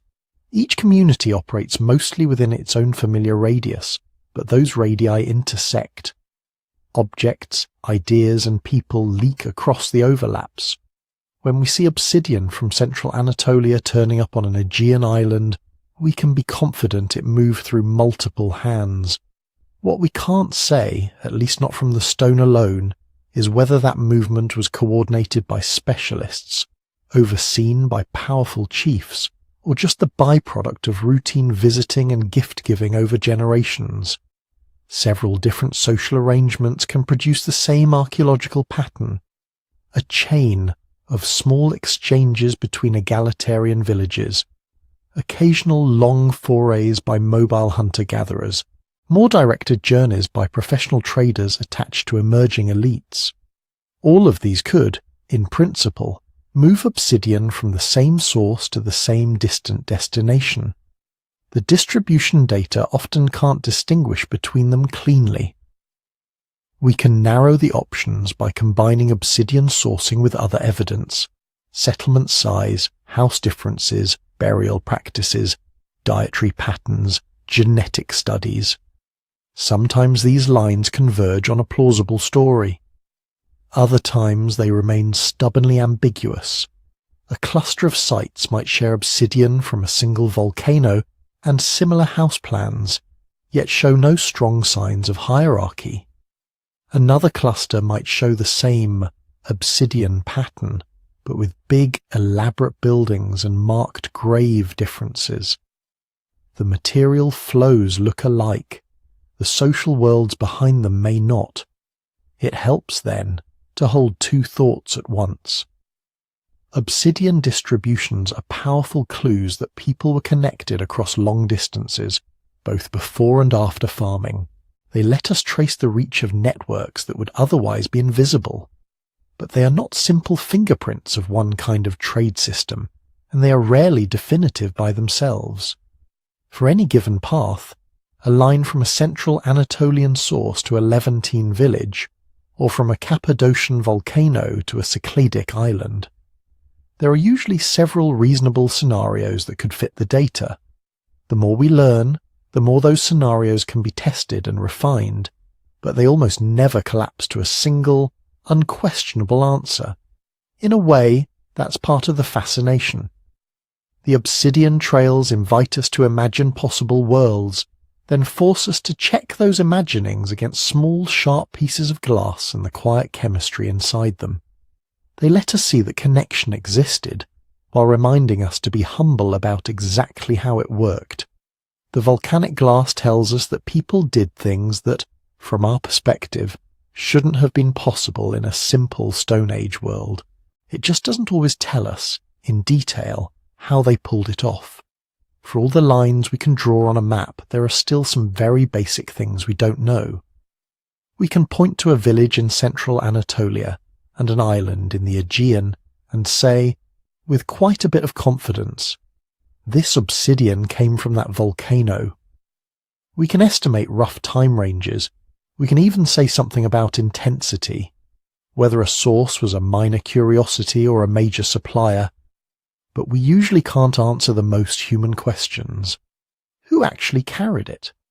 Were these journeys made by everyone, as part of ordinary seasonal rounds, or by a few individuals with special roles? Were there people in the late Stone Age whose identity was tied to moving things and messages between communities, the way later merchants or messengers would be? Or did obsidian simply drift outward in the pockets and packs of ordinary foragers and farmers, never anyone's main job, always just part of something else they were doing? Then there's the question of rhythm. How often did these connections activate? Some obsidian links might have pulsed only every few years, when groups gathered at particular seasonal meeting places. Others might have been part of annual visits between neighbouring valleys. A few might have been one-off events, a small band moving house permanently, carrying their favourite tools with them, leaving a single, faint trace that looks, to us, like part of a regular flow. And behind all of that sits the most elusive layer of all, the rules. We know from later small-scale societies that long-distance exchange is rarely a free-for-all. There are norms, taboos, expectations. Maybe obsidian was generally exchanged between affines, in-laws, as part of marriage alliances. Maybe certain sources were owned by particular lineages who controlled access as a way of maintaining prestige. Maybe there were restrictions on who could travel where or carry what or give what to whom. The stone itself doesn't tell us whether a blade was a casual trade, a solemn gift, a bride wealth payment, or the outcome of a tense negotiation after a conflict. Those social meanings are mostly invisible to us. They are the mysteries that sit behind every tiny black flake. Part of the problem is that the archaeological record is deeply biased toward what survives. We're building our picture from things that last: stone, bone, fired clay. But a lot of the infrastructure that would have supported obsidian movements simply rotted away. If people crossed stretches of open water in the Aegean, they almost certainly did it in boats. Those boats might have been dugout canoes, stitched plank vessels, or skin-covered frames. All of them would have been made from wood, fibre, hide, resin. None of them would last very long once abandoned. They would sink, burn, or decay, leaving at best a few ambiguous stains and post holes in shoreline sediments. The same goes for the camps that would have dotted the routes: hunters' shelters on high passes, temporary shore camps on the way to an island, stopover sites in river valleys. These might have been little more than brush windbreaks, light huts, or simple hearths on exposed rock. A few seasons of erosion or a later flood could erase almost every trace. If they sit beneath modern cities, dams, or deep alluvium, we may never see them at all. Whole regions are still lightly known. Survey work tends to follow modern roads, accessible landscapes, and politically stable areas. Mountain interiors, dense forests, intensively farmed plains, and some coastal zones remain under-investigated. It is very likely that key nodes in ancient exchange networks are still buried and unrecognized, because nobody has yet gone looking in the right place with the right tools. Even when we do find a site, we rarely excavate all of it. We open small windows, sample portions. The obsidian that turns up in those trenches is just a fraction of what once passed through, and yet alongside these gaps the tools for filling in the picture are improving. Every decade, sourcing databases get larger and more precise. More volcanoes are sampled in more detail. Tiny regional variants that once blurred together now separate cleanly under better instruments. What would once be labelled Central Anatolian obsidian can, in some cases, be narrowed to a specific ridge or flow. Analytical techniques are becoming more sensitive and less destructive. Portable XRF units can analyse artefacts in the field or in museum storerooms without cutting or polishing them, which means more pieces can be tested. Statistical methods for clustering and comparing compositions are more robust, letting archaeologists distinguish subtle patterns in mixed assemblages. Combined with better radiocarbon calibration curves and Bayesian modelling, these data can be anchored more firmly in time. New excavations are also changing the story. Broad, careful digs at small sites, not just at famous tells, are revealing workshops where obsidian was knapped in bulk, and tiny hamlets where just a few exotic blades arrived and were treasured for generations. High-altitude surveys are finding scatterings of obsidian on passes that connect valleys, hinting at forgotten roots. Underwater archaeology is starting to identify submerged shorelines and harbours from periods when sea levels were lower. If we imagine a future smoking gun for Stone Age exchange, it probably won't be a single spectacular find, but a chain of evidence that finally lines up. On the production end, that might look like a clearly defined workshop at the foot of a particular volcano. Heaps of core fragments, standardized preforms, diagnostic waste from large-scale blade production, all dated tightly to a specific window of centuries. Step away from the source, and we might find a series of intermediate sites, seasonal camps, small villages, shore stations, each with obsidian from that same workshop, showing consistent patterns of reduction. Perhaps the further we go, the more we see late-stage flakes and tiny tools, while closer in we see big cores and thick blades. At the far end, in a distant region or on an island, we could find a settlement whose obsidian assemblage matches the workshop's products almost one-to-one, both in composition and in the sequence of how the stone was worked. Layered radiocarbon dates at all these sites would overlap closely, letting us trace a corridor active not just in space, but in time. Perhaps for only a few generations, perhaps for many centuries. Overlay that with other lines of data, similar house forms, shared decorative styles, parallel shifts in diet, maybe even genetic hints of intermarriage, and we would have something like a high-resolution snapshot of a particular network operating under particular social rules. We're not quite there yet. In most regions, the evidence is still patchy, the chronology is broad, the link suggestive rather than definitive, but the trajectory is toward finer grain. More sourced artifacts, better dated layers, more thoroughly surveyed landscapes. All of these increase the chance that one day we will be able to say, with some confidence, not just that obsidian moved from this volcano to that coast, but that it did so most intensely between these centuries via these kinds of sites, probably under these kinds of social arrangements. In the meantime, there is a certain calm in accepting that some questions will remain open. We can trace the glass. We can describe its roots in outline. We can sketch the possibilities for who carried it, how often, and under what rules, without pretending to know more than the evidence allows. Before we follow those trails into the broader question of what all this says about Stone Age society as a whole, a quick note. If you'd like to drift off with more stories like this, The Sleepy Time History book is available at sleepytimehistory.com, and there's a discount this week. It gathers episodes like this one into a quiet, slow unfolding journey through the past.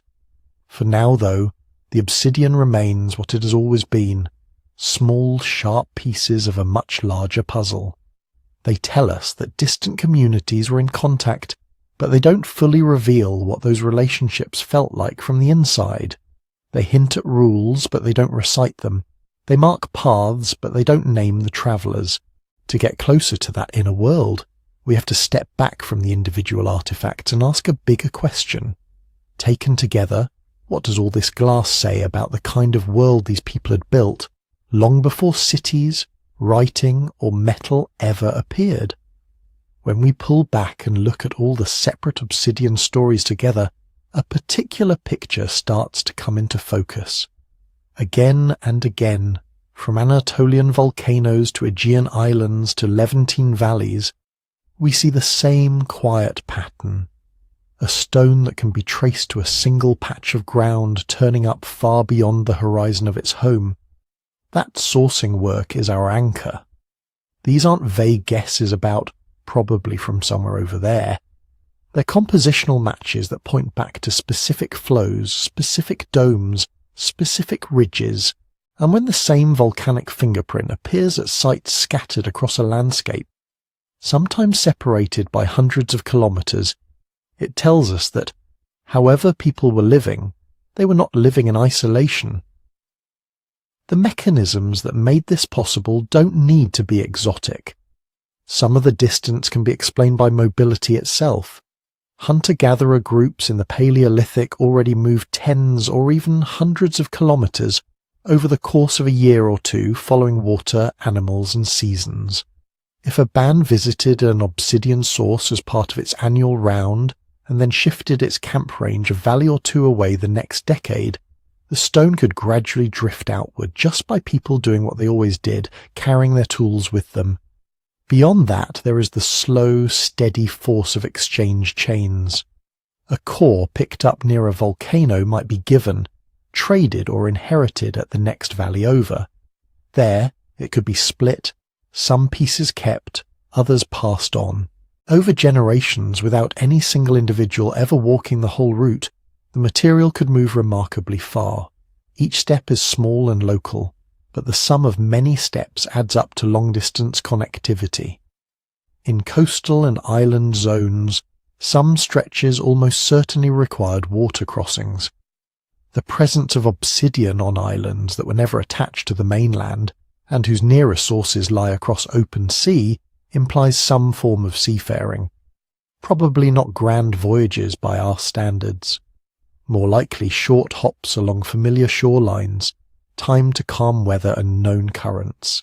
Still, enough to carry glass across channels that no one could swim with a bag of tools on their back. Threaded through all of this is the social side. Alliances, marriage ties, visiting rites. The Obsidian record only hints at these, but it is difficult to move stones repeatedly between distant groups without some kind of durable relationship. A trusted route might be held together by in-laws exchanging gifts at regular gatherings, by ritual partners obliged to visit one another, by neighbouring communities who shared hunting grounds and water sources. The glass shows us that connections existed. The likely mechanisms are ordinary human ones we see in many small-scale societies. Reciprocity, obligation, reputation, friendship. Taken together, the picture is not of a few heroic travellers leaping into the unknown, or of a rigid commercial system pushing bulk goods through fixed corridors. It is of a fabric of overlapping movements and meetings.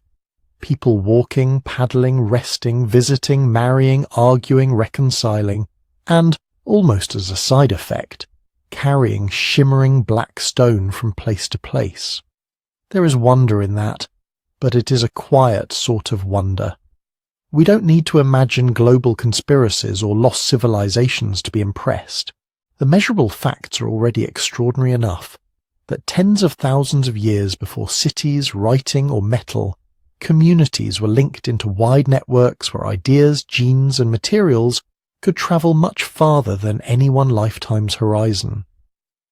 At the same time, it is worth staying close to what the evidence actually supports.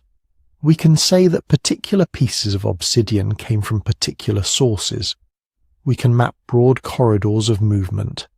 We can suggest plausible combinations of mobility, exchange chains, seafaring, and social alliances that would produce the patterns we see.